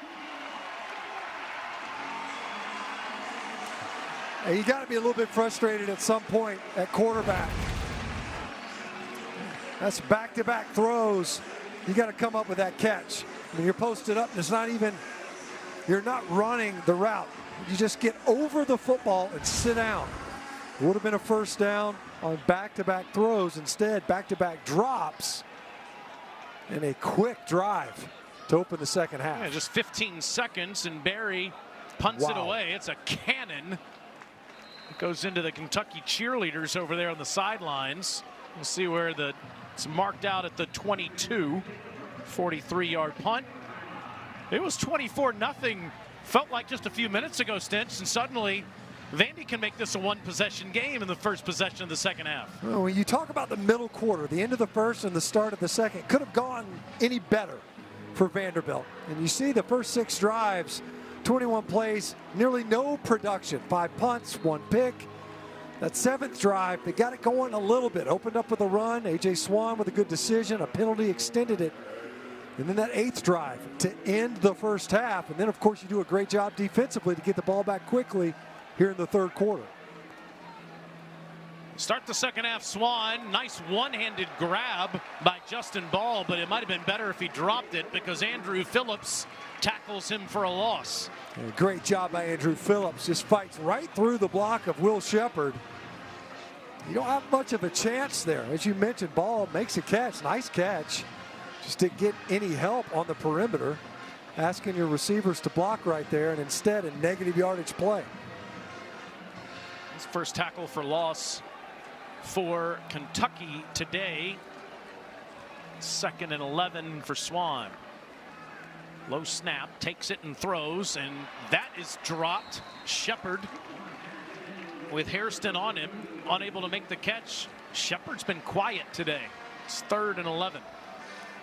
This ball's a little bit behind him, but still a ball you catch. You know, Will Shepherd high pointed the ball in the end zone for a touchdown, got pulled back because of a holding penalty. You got to catch that. I mean, yeah, you want that ball outside. It's on the defender's side right there, so it's somewhat in jeopardy. That hit him in his hands, bounced off his chest. Jade McGowan with a couple of drops in the first half as well at receiver for Vanderbilt. 3rd and 11, Swan steps up and goes down. Pocket collapsed immediately, and Big Ox, Octavius Oxendine, the senior from Radcliffe, Kentucky, forces a Vanderbilt punt. So watch as the pressure, you know, they both work wide here. And so what Swan does is he steps up in the pocket, and Oxendine does a good job. When you get up to the quarterback level, you got to fall back when he presses up in the pocket. Swan, right there, you have to know that when you press up in that pocket, the ball has to come out or you have to tuck and run. But you can't push up with the ball at your waist. Matthew Hayball's 6th punt, as you see, one of the best in all of college football. And another really good one over the head of Robinson. And that is down at the 16, make it the 17-yard line. A 62-yarder by the graduate punter from Australia. 24-10 Kentucky, and they have the football. In the Southeastern Conference, Kentucky leading Vanderbilt 24-10. Kentucky came out like gangbusters on those first 5 drives. 231 total yards and 0 drives in their last, or 0 yards rather, in their last 3 drives. Go to the ground. Ray Davis, his game against his old team Vanderbilt. gets nothing. Davis, 10 carries, 39 yards, and a touchdown against his old teammates, place he graduated from this year. Started his career at Temple, then went over 1,000 yards for Vanderbilt last year. Helped them beat the Kentucky Wildcats in the snow in Lexington last year. Hadn't been a ton of rushing yards, a couple of long runs, over 50 yards. Came on 2 carries. Here comes Vandy on the pressure, and it forces an interception. Jeffrey Ugachukwu off the bad ball gets the interception. Ethan Barr is the one that pressured Leary into that pick.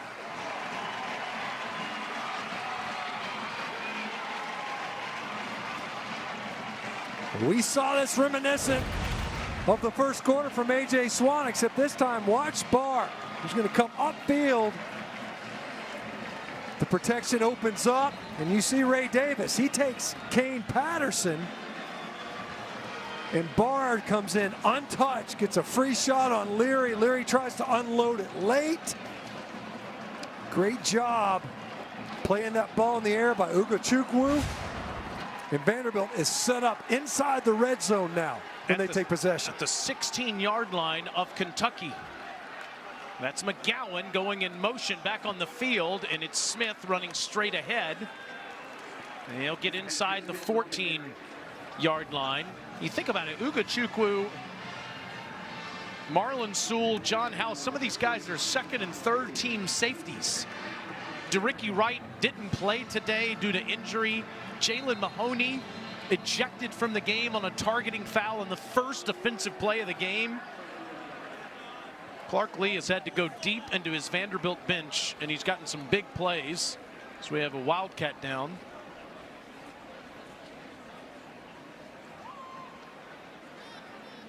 It's Keyshawn Silver.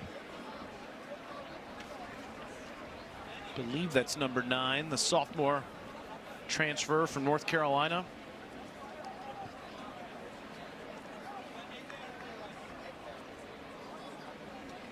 See, it's been fast and furious here in the third quarter. Really, a couple of really short possessions, obviously, by both offenses.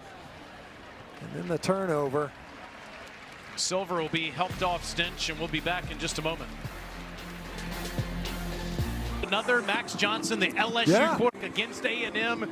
Now he's playing for A&M, kind of like what Ray Davis is doing today for Kentucky. Used to play for Vanderbilt. By the way, our terrific person in charge of graphics, Lexi Turnbow, is an Aggie.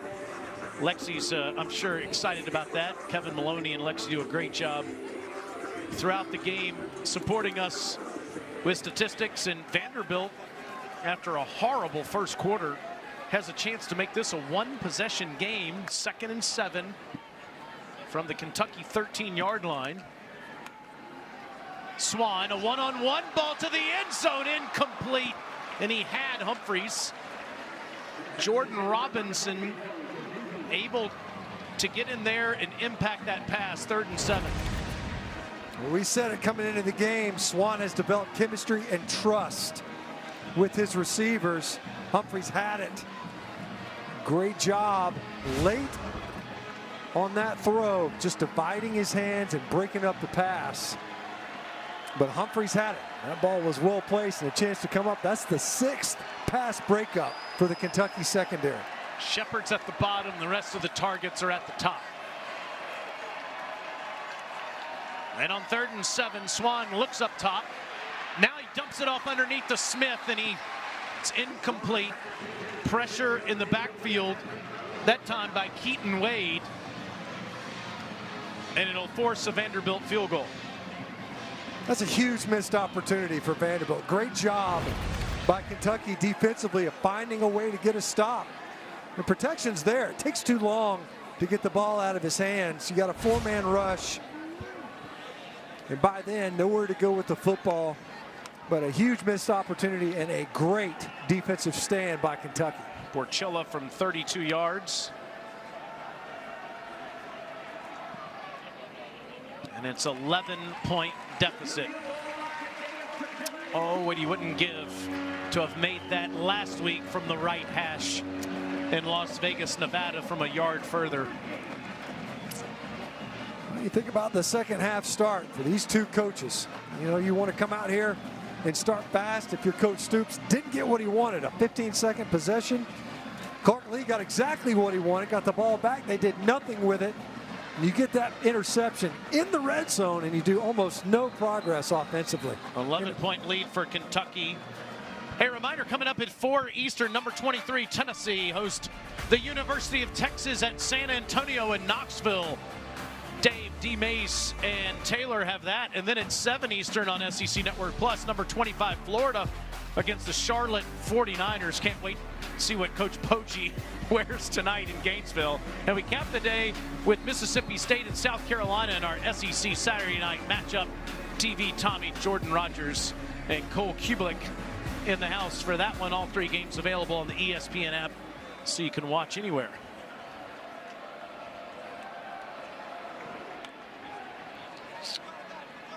Barion Brown is 5 yards deep, but he's going to take a knee. Kentucky's offense needs to get going, Stinch. Yeah, you know, plagued by drops. The ground game has done next to nothing. You know, Devin Leary has the second longest run of the day. On 2 runs, they've got more than half of their production on the ground. It just hasn't been a lot. We coming into this game, we thought, you know what, they're probably just working on their passing game, knowing that they could come back to the run game, and it really hasn't gotten going at all.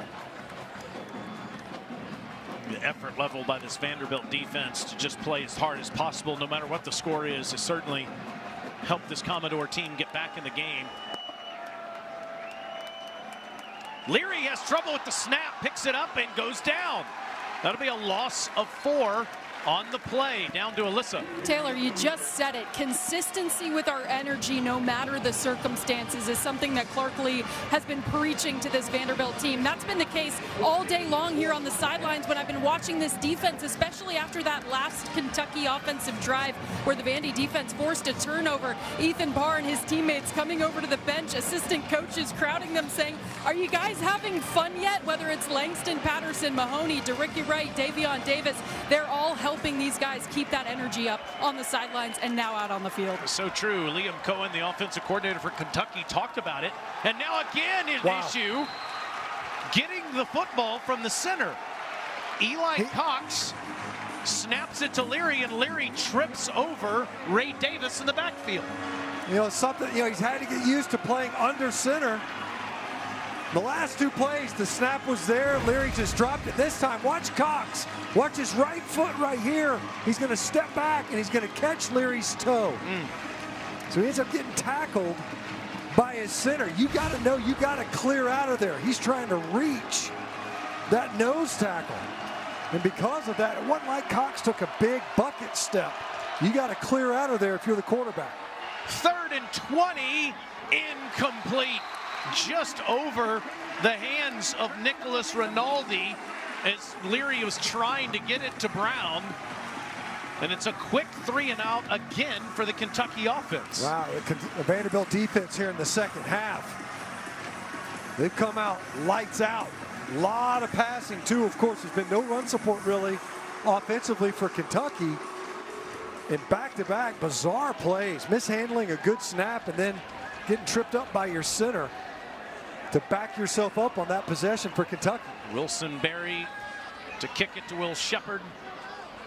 It's a short kick. Shepard's going to field it at the 48-yard line, and Vandy has terrific field position again. Down 11 with 9:49 to go in the 3rd quarter in Nash Vegas. All right, number 4 FSU down 7 to the Tigers. Knowles undefeated on the season, just like the Kentucky Wildcats, who are 3-0. After a 24-0 lead, Vanderbilt scored 13 unanswered, and they have the ball near midfield to start this drive. And Swan will throw with time, in rhythm to McGowan, but throws behind him. Afari was right with McGowan. It's 2nd down. This really underthrown football from Swan. You know, McGowan got even with Afari. Matchup that you would definitely want to exploit and could have. Just not enough on that football. Probably about 5 yards upfield. They have really struggled to get the ball to McGowan today. He's run the football once. He has no catches yet in the game.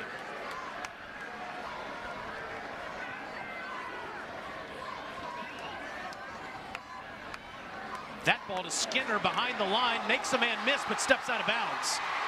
He steps out of bounds after a few yards, and Quincy does get it into Kentucky territory, but if he would have looked down, chances are he would have run all the way down inside the 30-yard line. Yeah, it looked like he lost his awareness of where he was on the field because he didn't get popped really hard by Phillips. But he just allows himself to drift. So almost immediately steps out of bounds. Nothing but field turf in front of him. It's 3rd and 7. The Big Blue Nation behind their bench is on their feet, trying to get their defense off the field on a 3rd and 7. Maybe big Deion Walker just standing up, walking around, a little bit of confusion. You could see that the entire Kentucky defensive front was just kind of wandering around. Vanderbilt wanted to make sure that they had the right protection. We've already seen the quarterbacks, both sides, if they get a little bit of pressure under duress, make bad decisions with the football. Already an interception this half by Leary. We saw one in the first half from A.J. Swan as he was trying to escape pressure. Commodores want to make sure that they're buttoned up from a protection standpoint. It's fascinating to see what Clark Lee was saying to his team, to us yesterday about his team. He says his team is filled with hard workers, but he needs someone out there to be vocal in a big moment to encourage his team when the pressure is on. They were in that game in Winston-Salem and had every chance to win in Vegas last week. Says he would take this 2-2 team over the 3-1 team that started last season.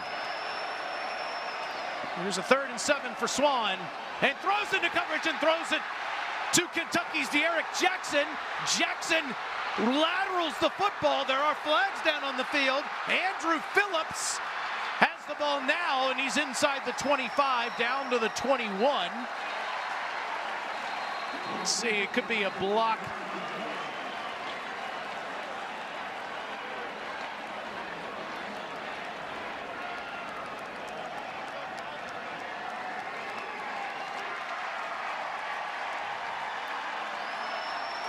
During the return, personal foul, passing team number 55.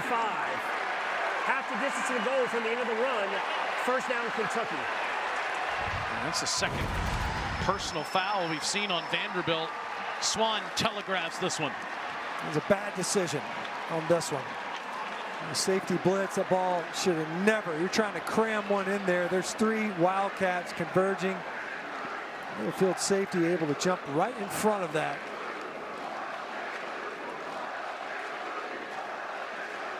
Nice return too. You see if Kentucky can take advantage of excellent field position. Vanderbilt squandered their opportunity. They had great field position there, only to turn the football over. And Kentucky with a chance to capitalize. After all of that, Kentucky will start the drive after that personal foul inside the 12-yard line. Fake to Davis. Leary's got plenty of time. Throws it underneath.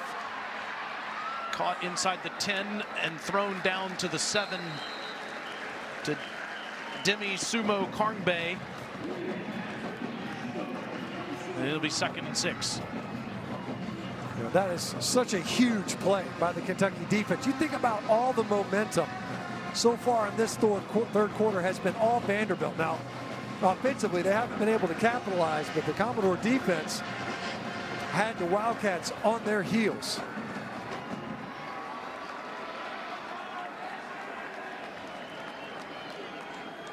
On a 2nd and 6, it's Davis trying the right side on the toss, and that physical running takes him down inside the 3. One of the most productive runs that we've seen quite some time. The last big run was probably Devin Leary on a scramble on a 3rd and long. Just haven't seen a ton of productivity on the ground. You get down here in the red zone, you need that as an option.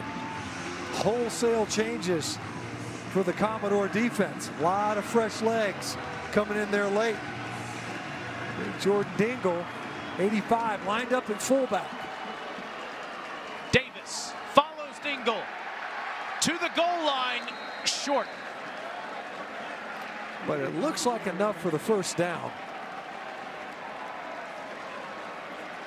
You see the signal there. So denied the end zone, but enough to get a conversion to extend the possession.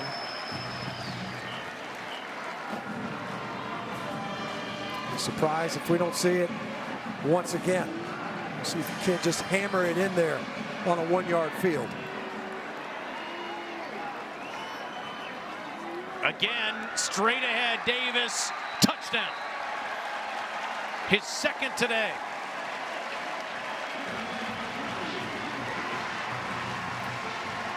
Mark Stoops' defense forces the turnover, and Ray Davis cashes it in. That's what you got to do on a quick change in a short field. Get that ball, offense. Most of the work has been done for you. Wildcats were unable to get started here in the second half. So the defense gets them downfield to put them in scoring position. And it's 31-13 Wildcats with 6:44 to go in the third quarter.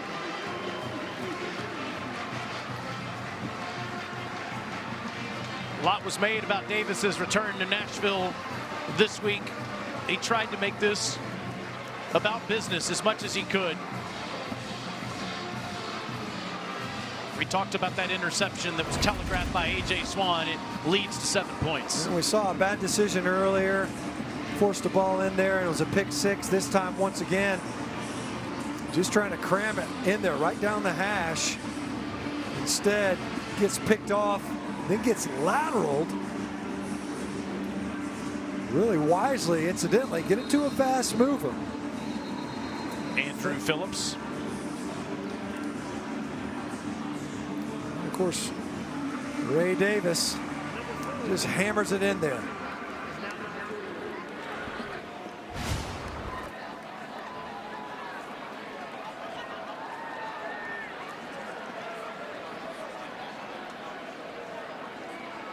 A lot to be proud of in his Temple and Vanderbilt career. He wants to play for big prizes for Kentucky this year in 2023. Force in the SEC East this year are the Kentucky Wildcats, last year ever of the Eastern Division. Trying to get to 4-0 on the season. Chance Poor kicks it again, and this will be fielded by Chase Gillespie. And Gillespie gets out near the 25-yard line. And we have flags coming in late after the end of the play. Yeah, it's been a little bit chippy, especially on some of these special teams downs. A lot of chatter.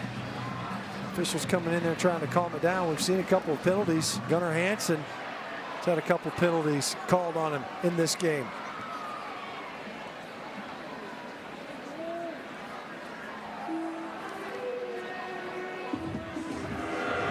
Personal foul, unnecessary roughness, kicking team. 15 yards will be added to the end of the run. The previous play is under video review. So when Chase Gillespie fields this ball, let's take a look at what happened here.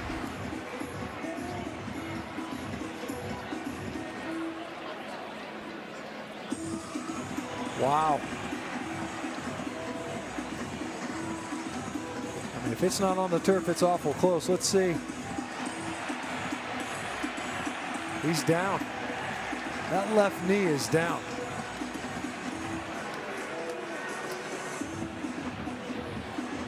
You see, that looks pretty clear to me.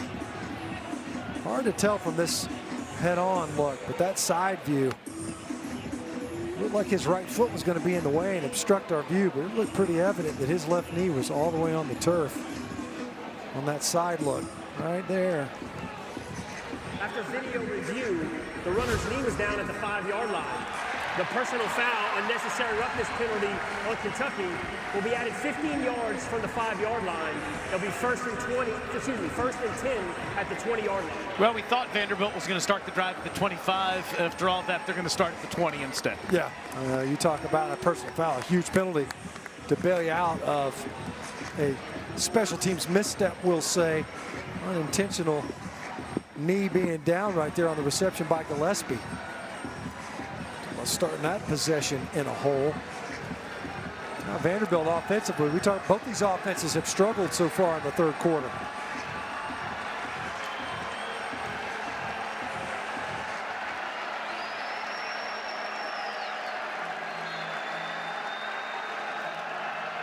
So now Swan down 31-13 with 6:37 to go in the third quarter, and we've got movement.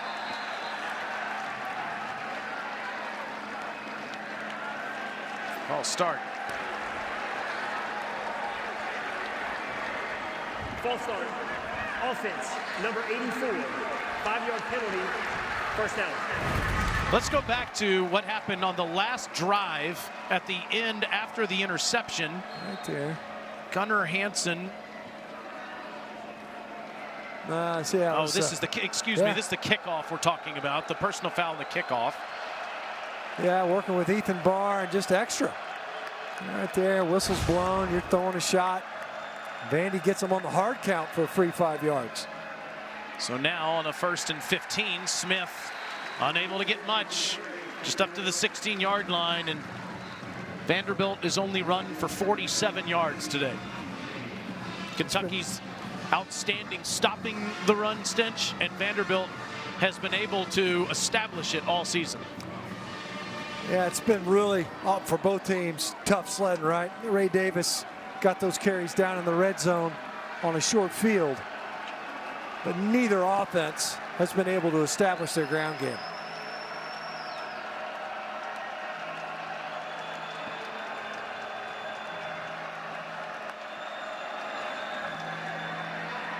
Swan throws to Skinner. Skinner makes the grab. First down, Vanderbilt. Let's get a studio update from Peter Burns. Zarza, we've been waiting for the Aggies to click on offense. Maybe it was just Max Johnson. How about this? Perfect 5 for 5 for 95 yards, 2 touchdowns. Finds Evan Stewart with the dime. Aggies rolling now up 17. They said in camp Max Johnson looked really good. Connor Wegman got the nod. He's out there in relief, playing well. Swan fakes to Smith, throws the sidelines, and Shepard wasn't ready for it.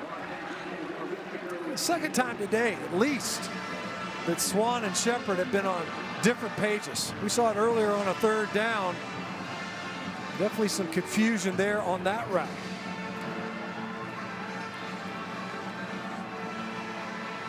Shepard just has 1 catch stench for 10 yards, as you see there. And crazy to think that JuTahn McClain has no catches in the game. Just a rush. That's it. And they tried to get it to McClain. A couple of drops. And 2nd and 10, Smith gets a little burst up to the 39. Back to you again, Peter. How about this Florida State Clemson game, right? Clemson's up 24-7.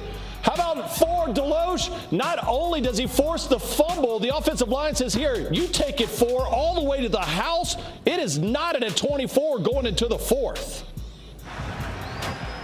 Keep them coming, Pete. Good games all across college football today. Here it's a 3rd and 3 for Vanderbilt. And you see third down's been a of horrors for the Doors today. Low snap, Swan's got time, will run up, and he'll get the first down. Gave himself up just past the yellow line, which he cannot see, but we can. That's right. And he just got past. I mean, as soon as you initiate that slide, you're down. It was really close. He was clearly, it looked like he was trying to get it to McClain, who came in motion. Well covered, though. And that time, Swan opportunistic to get that conversion. Nice second down run. Probably the best run that we've seen maybe all game for the Commodores. It has been a struggle for Swan today. He's in trouble again. A lot of the struggles have to do with his inability to have time to throw it. And Deion Walker and Keaton Wade were in the backfield again. Walker has been back there all game. Deion Walker's just strong. Watch the bull rush. Just walks right back. Keaton Wade running around the edge. Just muddies that pocket. He got pressure, just collapsing inside out. And then that edge rusher, there's nowhere to step up. A.J. Swan did a good job ball security-wise, just hanging on to it. I bet old Josh Allen's watching, saying, this is my kind of football player right here. Kentucky's Josh Allen, that is. Yeah, that's right. Who was an outstanding pass rusher for Mark Stoops. Patrick Smith. Couple nice runs, though. Down to the 47-yard line for the junior from New Jersey. Back-to-back touches for Smith that were pretty good runs. Able to get downfield to make it more third and manageable on these second downs. I knew this coming into the game, that this Kentucky defense was going to be tough to run on. Big, strong, long defenders inside out. Have not seen a lot of perimeter rush attempts. Won't see one here either. Got it the last time, but just 3 of 12 on the day on third down. 3 of 13, another drop. And that's for one of the best receivers in the nation, Will Sheppard. Last 2 targets to Will Sheppard, resulting in drops. This is for a sure first down. Extend the drive. Hits him right in the hands. It's been a difficult day. When you think about it, really, for all the Commodore receivers. London Humphreys had a touchdown in his hands. Ends up getting it divided and forced a field goal attempt. Hayball for the 7th time. Trying to kick away from Robinson. He calls for the fair catch at the 11-yard line. Hey, tonight, the SEC football final crew will take you through the biggest stories of the day and break down all the games. That's after Mississippi State and South Kakalaka right here on the SEC network and the ESPN app. Willie B will be electric tonight in Columbia. Shane Beamer's Gamecocks host Zach Arnett's Mississippi State Bulldogs. Kentucky trying to get to 4-0 on the season. Devin Leary under center. What a pickup by Ray Davis on a blitz, but it's an incomplete ball to Tavian Robinson. Hey, this is one-on-one blocking right here, literally and figuratively. You talk about C.J. Taylor. Watch him come on the blitz. Boy, he gave Ray Davis all he wanted. Ray Davis was there just in time. So he protected his quarterback, but he took a shot from C.J. Taylor. And he was willing to take it, too, from one of the best strikers in the SEC, C.J. Taylor.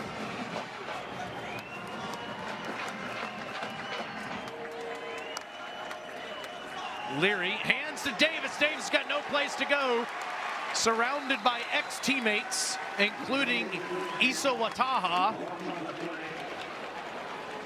Nate Clifton in there as well. Yeah, big Nate Clifton, great job. Watch this pass rush. Just gets underneath Dylan Ray, and walks him right back into that draw play. You know, you're expecting it. Big, heavy rush. See if you can't split the defense. And Clifton with that power rush. Great job collapsing what could have been a well-conceived play right there given the circumstance.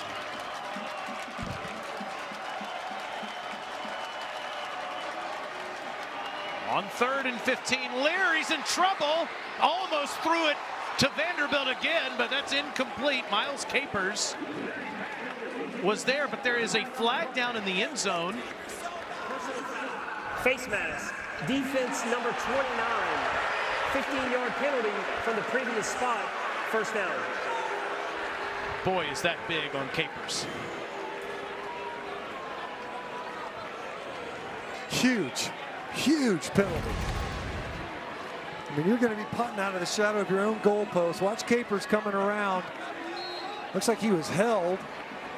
He gets his hands up and yeah, definitely you can see Leary's head kind of snatch a little bit. But man, that looked to me like a hold on Capers in the end zone. No flag came out. Instead, a fresh set of downs for Kentucky at their own 22-yard line. Davis trips and goes down and loses a yard. You think about this, Stinch, Kentucky's got 226 total yards. Vanderbilt has 174. Leary just has 122 yards passing, which is more than what Swan has in the game. Both of these defenses have really been the story of the game. You're right. I mean, it's either short fields or defenses scoring. You've seen, obviously, Kentucky take one to the house. But the defenses, they've kept these offenses pinned deep. And then in the scoring opportunities, they found ways to create short fields.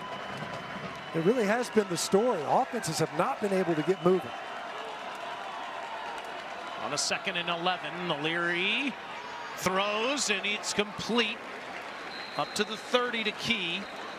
Hesitated and waited until he could find him. Another flag down on the ground. Leary double clutched on that throw. He was worried Capers was going to jump it. Receiver downfield, number 8. 5-yard penalty, remains 2nd down.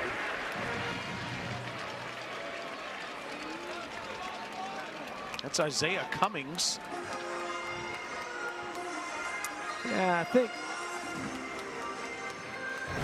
So watch Cummings right here. He's at the end of the line, right here.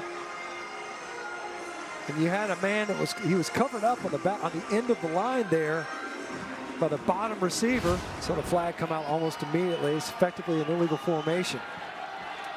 Should be the last play of the quarter, or Leary's just going to let the clock run out. And we go to the 4th. Mark Stoops is going to talk to Alyssa Lang about his 31-13 lead he carries into the 4th quarter in Nashville, Tennessee. I mean, you know, we started the game really good. Obviously, we're not functioning very well. Whether it's a protection, quarterback struggling, getting tripped up, sloppy with the ball, you name it. Defense has made a big play for us.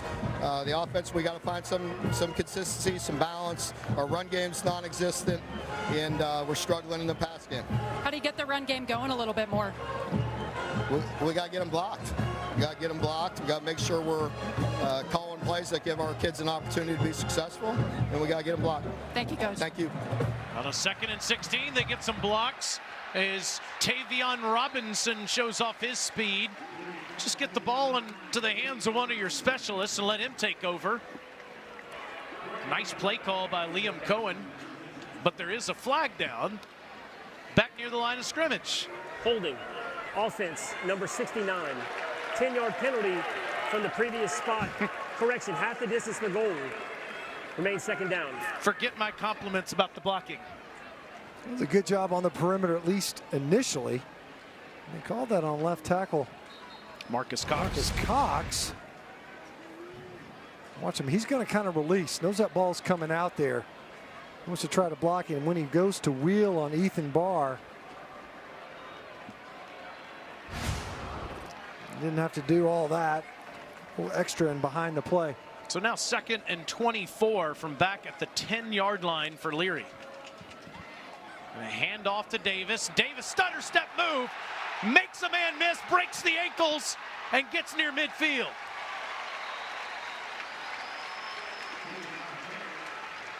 "38 yards. And is a little bit hobbled after all that. Explosive run. That's been the story this year.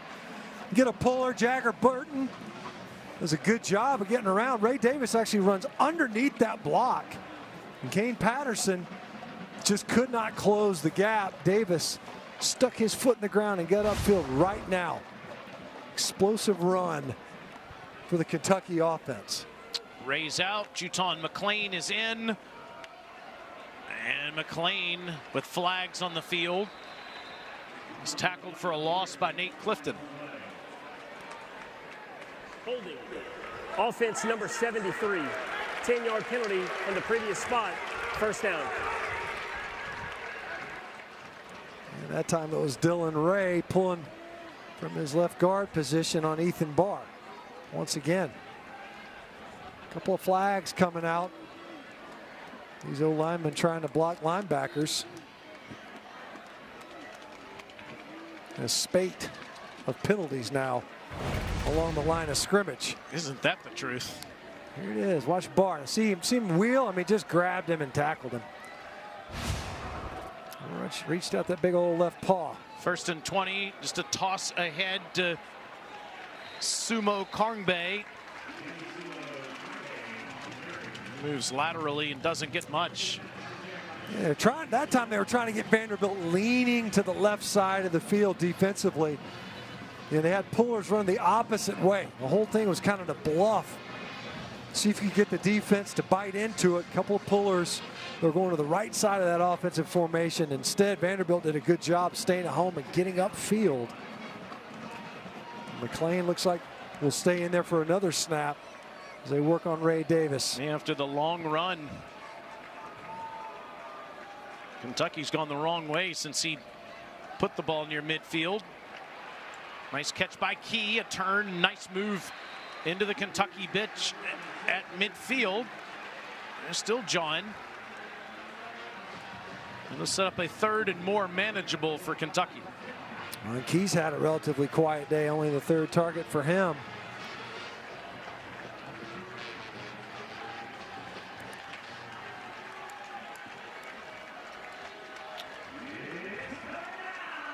Kentucky's 4 of 9 on 3rd down today. Leary just with 134 yards passing in the game. That ball's behind his receiver, but a nice grab made by Robinson to move the chains. Taco Wright in coverage. We talk about some of the attrition in the back end. That's a bad throw, but a catch that had to be made and was. Put that in front of him. He's picking up at least another 5 to 10 yards. Robinson was great for Virginia Tech. Over 110 catches there. He's been great in Lexington too, playing in his 51st game today, his 48th start.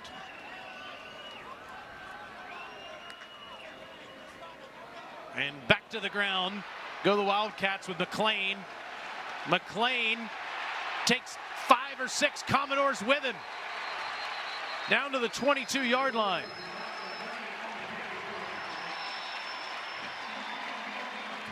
Another nice run right up the middle. Kind of reminiscent of how Kentucky started this game with those inside runs.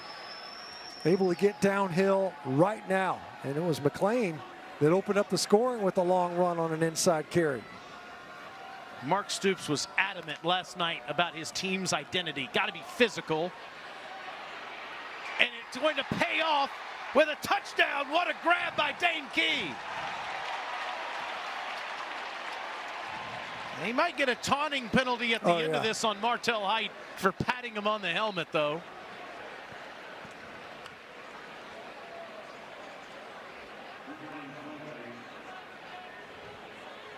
He's going to get a good talking to on the sideline by tight ends coach Vince Marrow.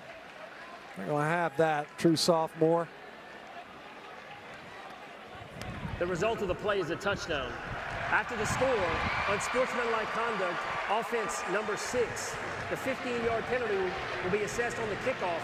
That's number 6, first unsportsmanlike conduct penalty of the game. Teaching moment, too, from Mark Stoops. No question. Working against true freshman Martel Height. Had a chance to divide his hands, have his hand in there, and Key does a great job tracking this football and bringing it home. That left foot in there. I wonder.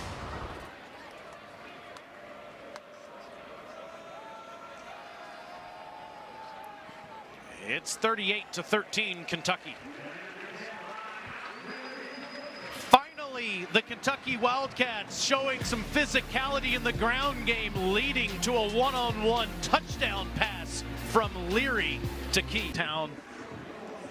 Kentucky's here with a bunch of their fans. Big Blue Nation. Easy drive, just over 3 hours from Lexington. Hoping to be 4-0 when this fourth quarter's over.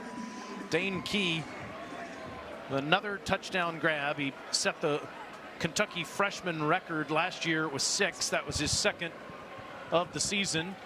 But he did hurt his team. They have to kick from their own 20, and that's what Mark Stoops and assistant coaches were talking about. Jaden McGowan's going to take it from the 7. And McGowan gets back to the 34. Let's take a look at today's Capital One rewarding performance. Well, those Kentucky touchdowns. Able to get it going early. JuTahn McClain right up the middle. Was able to split the defense of the Commodores, and A.J. Swan just trying to keep it alive, throw it away.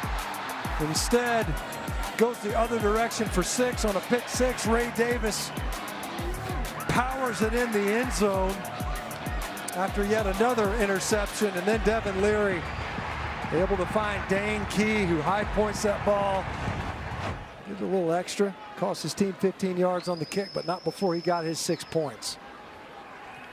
Swan under pressure, that's to throw it into the Vandy bench. Yeah, this big Deion Walker right up the middle, and he has been a menace all game long. A.J. Swan just says, forget it. I'm going to get rid of this ball. March right up the middle. Just overpowers Hernandez. It's been like that most of the game. You know, with Swan, even if there's edge pressure, almost always that pocket is collapsing inside out. He's 10 of 31 for 111 yards passing, and as you said, he's been facing Kentucky's pressure all day. Those are the kind of plays you thought you'd see more of. Junior Sherrill, the freshman from here in Nashville, Lipscomb Academy, falls on the turf after a few. It'll be 3rd down for Vandy. Yeah, drops have hurt him, that's for sure, in the passing game. Haven't been as many of those easy access throws where you just stand up, flip it out there versus off coverage. Just haven't seen a ton of that this game. So good coming in.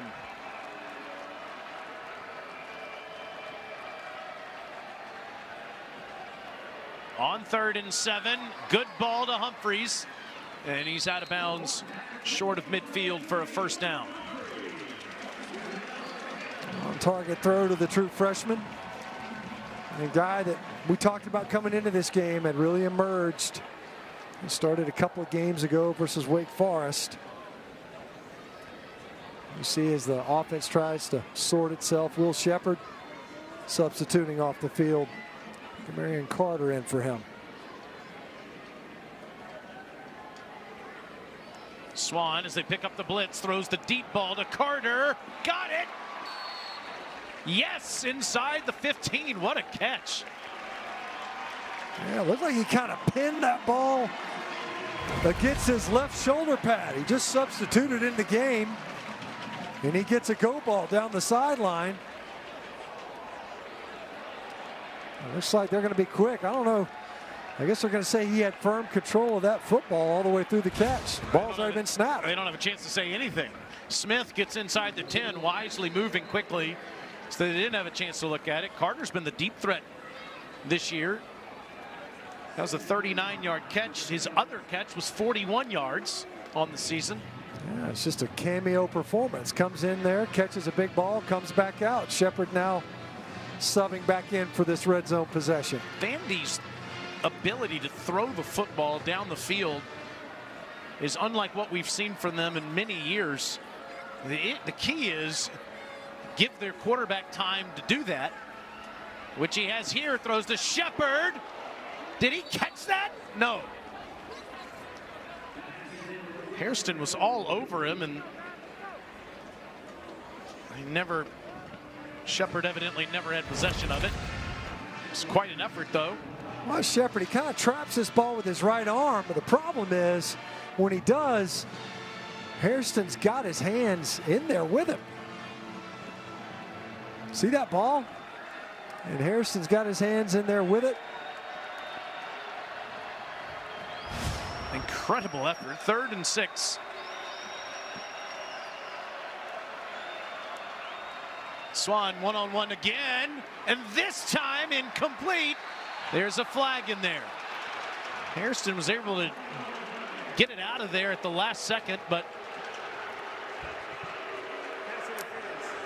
defense, number 31. The foul occurred in the end zone. By rule, the ball will be placed on the 2-yard line. First down. It's a lot of hand fighting prior, but the flag came out a good bit later. Well, maybe the official couldn't quite get his flag out earlier. And they're saying that was too much. To me, it looked to, by then, if the flag hadn't already come out, that it shouldn't come out. ball placed at the 2-yard line, and Vandy needs to call timeout. Timeout. Vandy, it's their first. Vandy on the doorstep trying to cut it. The deficit in Vandy. Cats up 38-13, but the Doors are on the doorstep with 8:07 to go. First and goal from the 2 for A.J. Swan in this Commodore offense.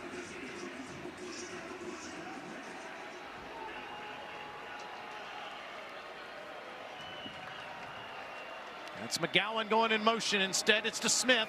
Patrick runs straight ahead. Touchdown.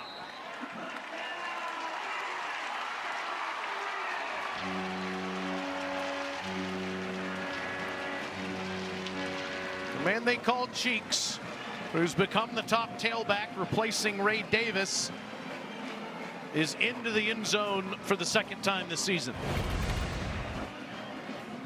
Great leg drive by Patrick Smith, because it looked like he was stopped short. Look at that leg drive. Just keep pushing.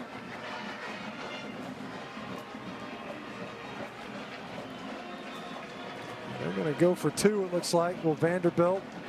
And Smith just stuck that ball over the goal line. It looked like just enough to get it in the end zone. They're confirming that up here. Yeah, it did look like, when he extended the ball, that end zone look seemed to show it pretty clearly in the end zone. Vandy's trying to cut it to a 17-point deficit.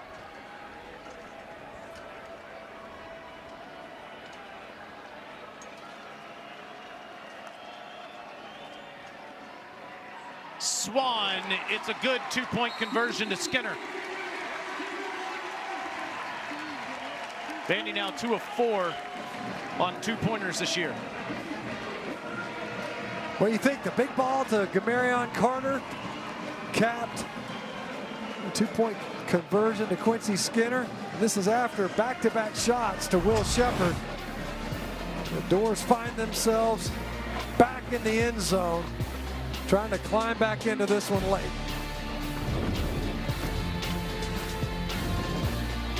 Pointer to make it a 17-point deficit for Vanderbilt. 2-2 on the season against 3-0 Kentucky.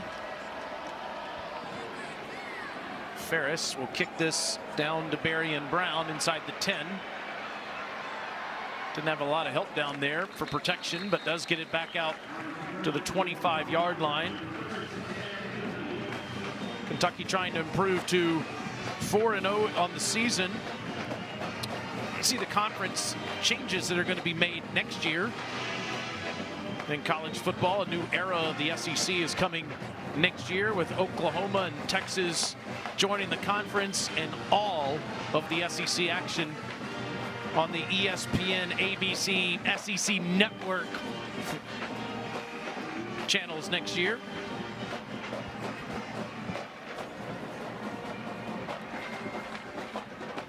Demi Sumo Kargbe is in the backfield.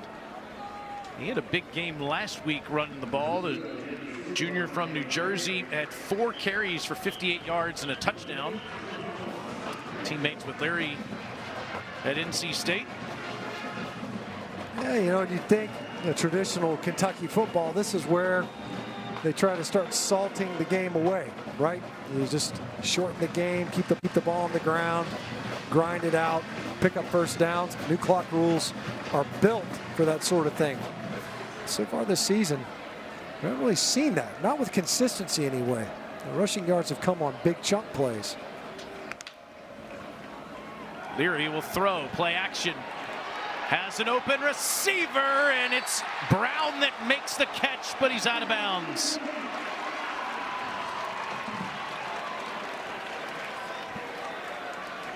It was Howes coming over there in coverage. Let's see if he was out of bounds on this throw. Running out of real estate. I don't know. Look good. It looked to me like he got that left foot in. Watch the left foot. The ruling on the field is an incomplete pass. The previous play is under video review. That to me looks like a catch. That ball didn't really move around. Looked like he had firm control of it. The throw definitely led him out of bounds. A little bit wider than you want, but look at this. It's his left foot. Ball's in his hands, left foot is down. That looks to be a catch.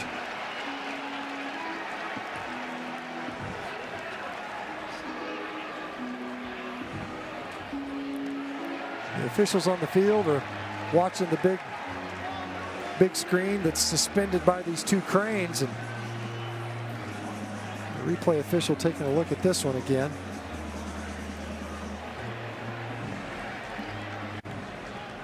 And obviously needs to be something that has to be overturned. After video review, ruling is a catch. The receiver had 1 foot down with firm control at the 34-yard line.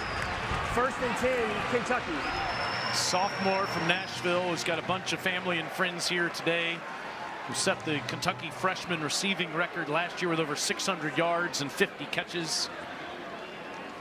It's been big so far today for the Cats. Yeah, big shot downfield. Both of these true sophomore receivers, Barion Brown and Dane Key, a couple of guys that they needed to get going, and they targeted them early. Gave them some touches, gave them some targets to try to get them involved, and it's definitely paid off. Dane Key with the previous touchdown, and now Brown with a big catch downfield. Fake to Sumar Kongbe, and they go back to the air to Key again, incomplete.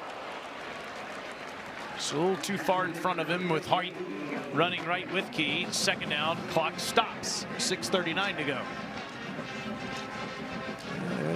Airing it out a little bit, maybe looking for that knockout punch. I think they like that matchup that they have outside with the true freshman Martell Haight.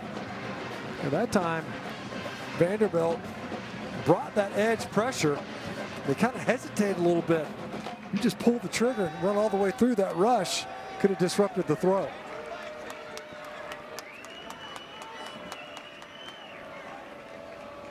Sumo Kongbe, flag down, inside the 25, inside the 20.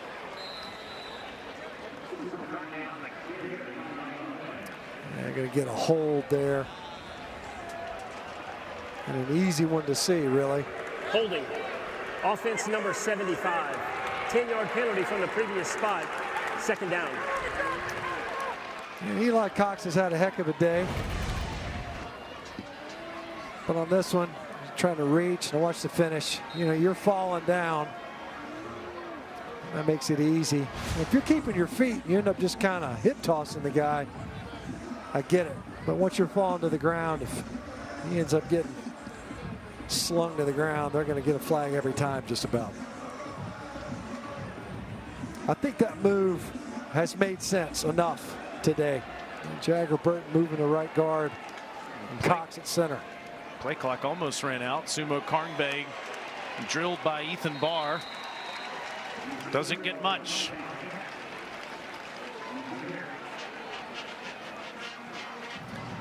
Here's Ray Davis after that long run he had. Almost 40-yard run. They got it out to midfield. He's not been back in the game since. Yeah, they're working on his left calf earlier. Had a bag of ice. Looks like he's moving okay. They might be saying, look, see if we can end this thing with someone else.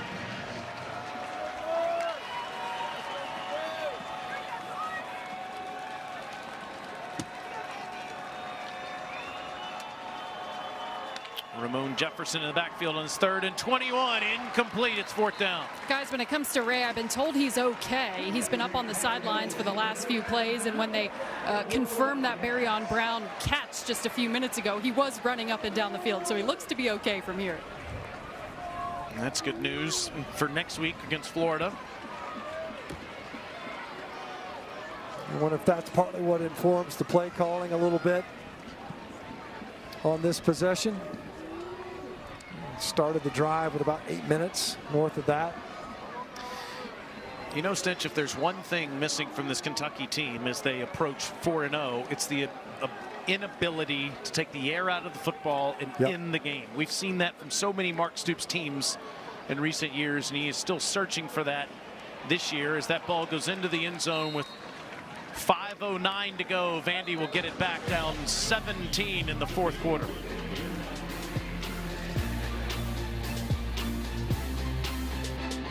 Didn't look his best last week, Pete, against Florida. And by the way, now FSU's driving with a chance to win the game. I know Pete will keep us updated on that. 5:09 to go. Vandy needs a miracle, down 17. Swan dumps it off.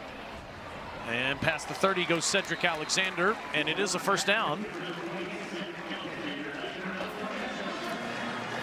You want to be urgent right here, recognizing it's a 3-possession football game.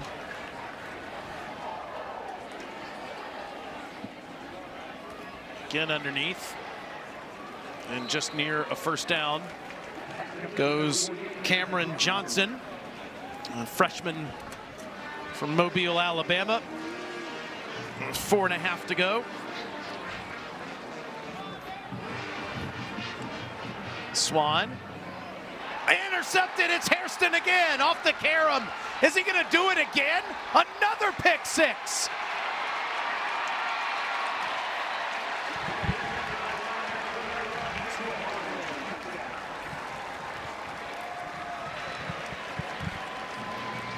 What a day for Maxwell Hairston, the sophomore from Bloomfield, Michigan.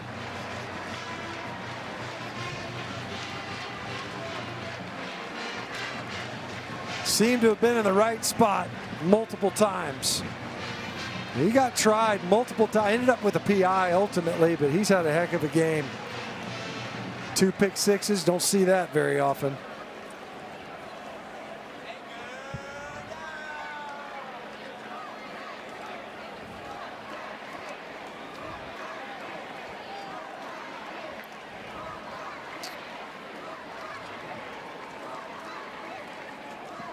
Rayner makes it 45-21.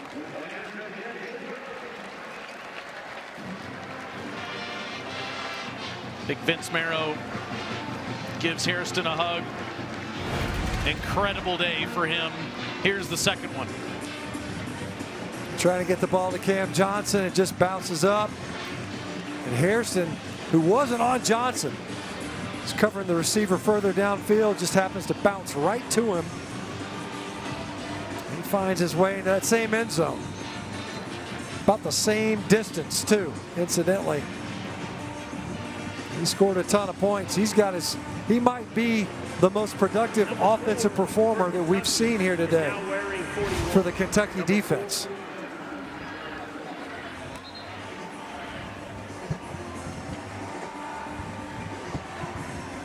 Mark Stoops trying to start 4-0 for the 3rd straight year. Ball State, Eastern Kentucky, and Akron, those first 3 wins. Vanderbilt will be the 4th. He's still working some of those guys. He's got Florida coming to town next Saturday in Lexington at noon. It'll be determined tomorrow which network that's on, whether it's ESPN or SEC Network.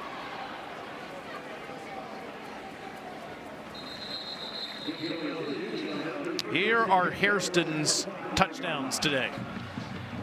He started out hot, that's for sure. A.J. Swan He's trying to cram that ball to the boundary, and Hairston saw it coming, jumps it, and this time he's just camped out. The ball bounced right to him. It's like he was meant to have 2 pick sixes for the day. You said it earlier, Taylor, really these offenses, they haven't been great. We've seen some big plays, but otherwise very choppy performances. Defenses asserted themselves, and Kentucky's has certainly won that battle.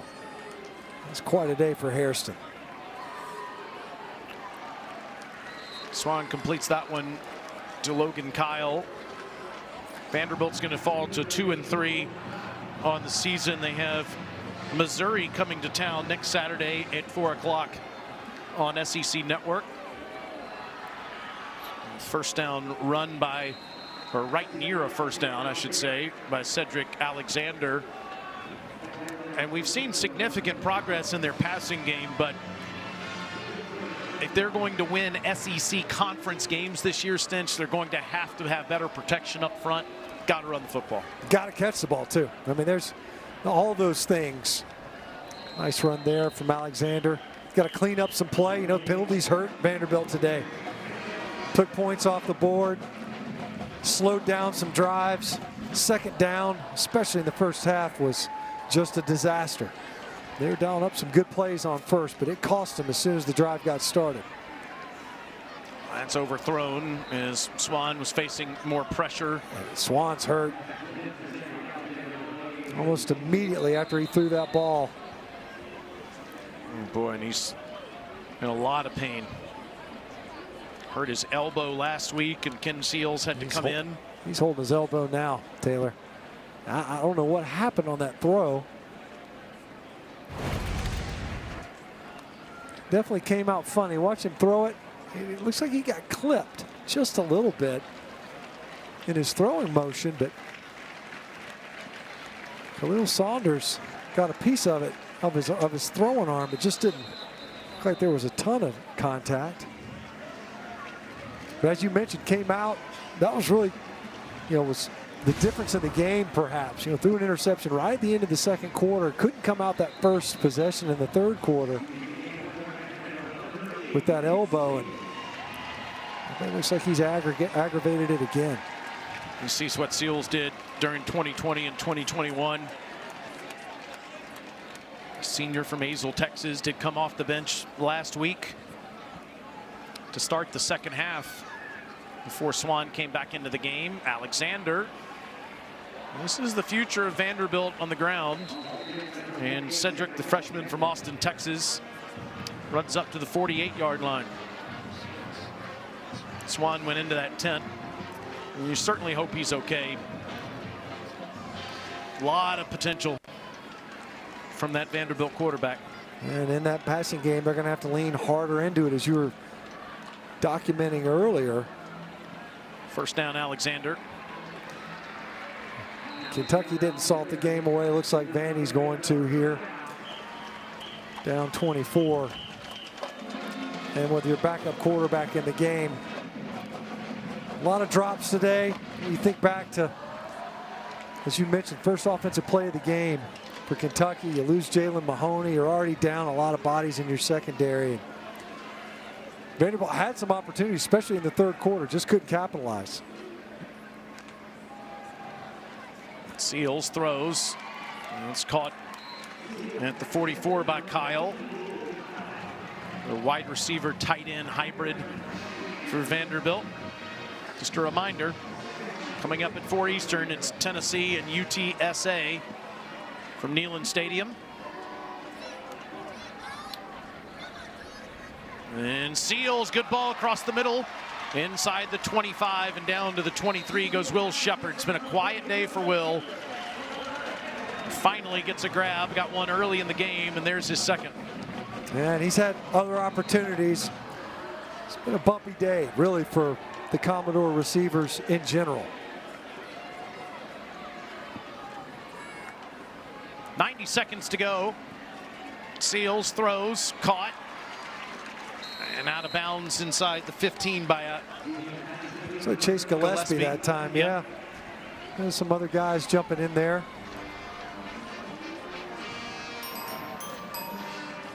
Ray Davis going to be the only person in this rivalry that's won the game each of the last 2 years. That's a great point. Yeah, I suppose so. He's been able to find his way onto the right side of the win-loss ledger. Gillespie, it's hit inside the 11 by Devin Leary. You know, this last drive will pretty up the box score a little bit for Vanderbilt offensively, but you know, the Wildcat defense put together a pretty good performance here today. You know, there was no ground game going, and certainly getting those takeaways, key takeaways, to go the other direction, set up some short fields and put it in the end zone themselves.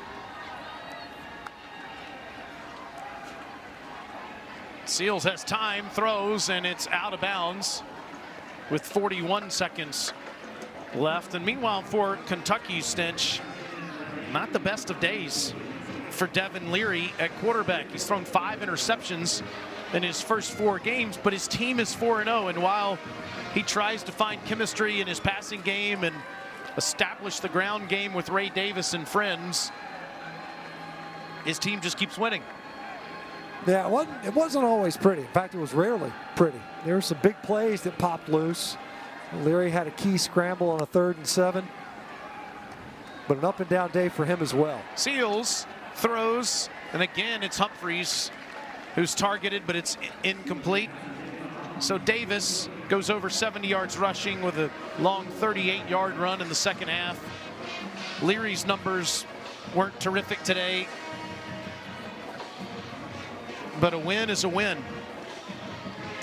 Yeah, plenty of opportunity to coach, and you always want to be able to coach from a win, and there's quite a bit. You know, Coach Stoops came into this game, said what he was seeking was consistency, and I don't know that that was accomplished, but you did get a conference win in your opener on the road. A lot of folks had questions about Kentucky coming into this game. Not all those questions got answered. They found a way to win it. You get Florida coming to town next week. Well, the East is virtually going to be basically going to be decided in the next month, right? I mean, you got those 4 games in a row. Play South Carolina late in the season. It's 29 seconds left. Timeout, Kentucky. It is their second. It will be 30 seconds.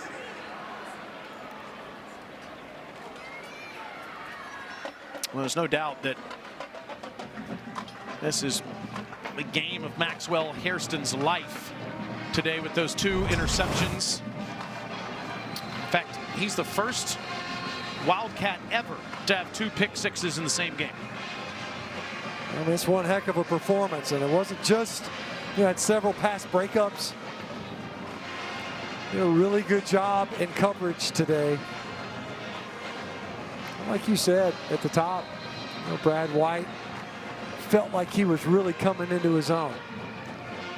Was Maxwell Hairston, and boy, did he assert himself. I'll give you 3 guesses who the defensive player of the week is going to be. Yeah. I'd like to hear what the other performance would have to be or look like.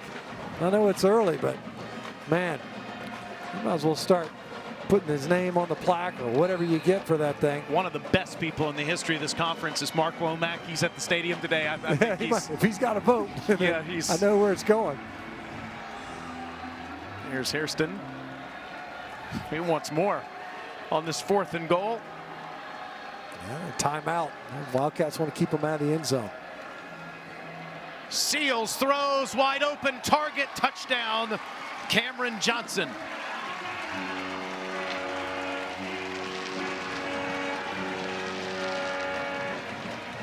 And his first career touchdown against Alabama A&M, and that is his 2nd.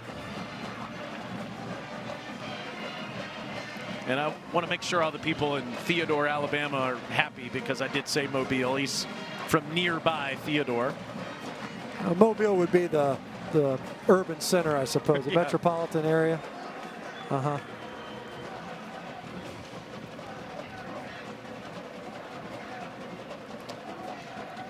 Porchilla makes it 45-28 with 23 seconds left in the game.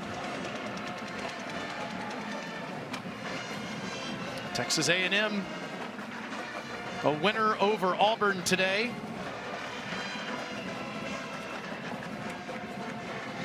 And Florida State beats Clemson in overtime. Those are your early scores. Meanwhile, this is what's coming up next. 4 Eastern, number 23, Tennessee against UTSA in Knoxville. 7 Eastern, it's number 25, Florida against Charlotte. Don't know how Florida's behind Tennessee in the polls, but anyway, we cap the day with Mississippi State and South Carolina in our SEC Saturday night matchup. All 3 games available on the ESPN app so you can watch anywhere. Yeah, shouldn't you be ahead of the team you just beat if you have the same record? Yeah, I guess you got somehow that loss to Utah is more meaningful than a victory over the team that's ranked ahead of you. That's somebody do that math for me. Oh sure, my word! The college football committee will be making their rankings coming up a month from now. By the way, you know that UTSA is Peter Burns' alma mater. The Road Runners. Makes total sense.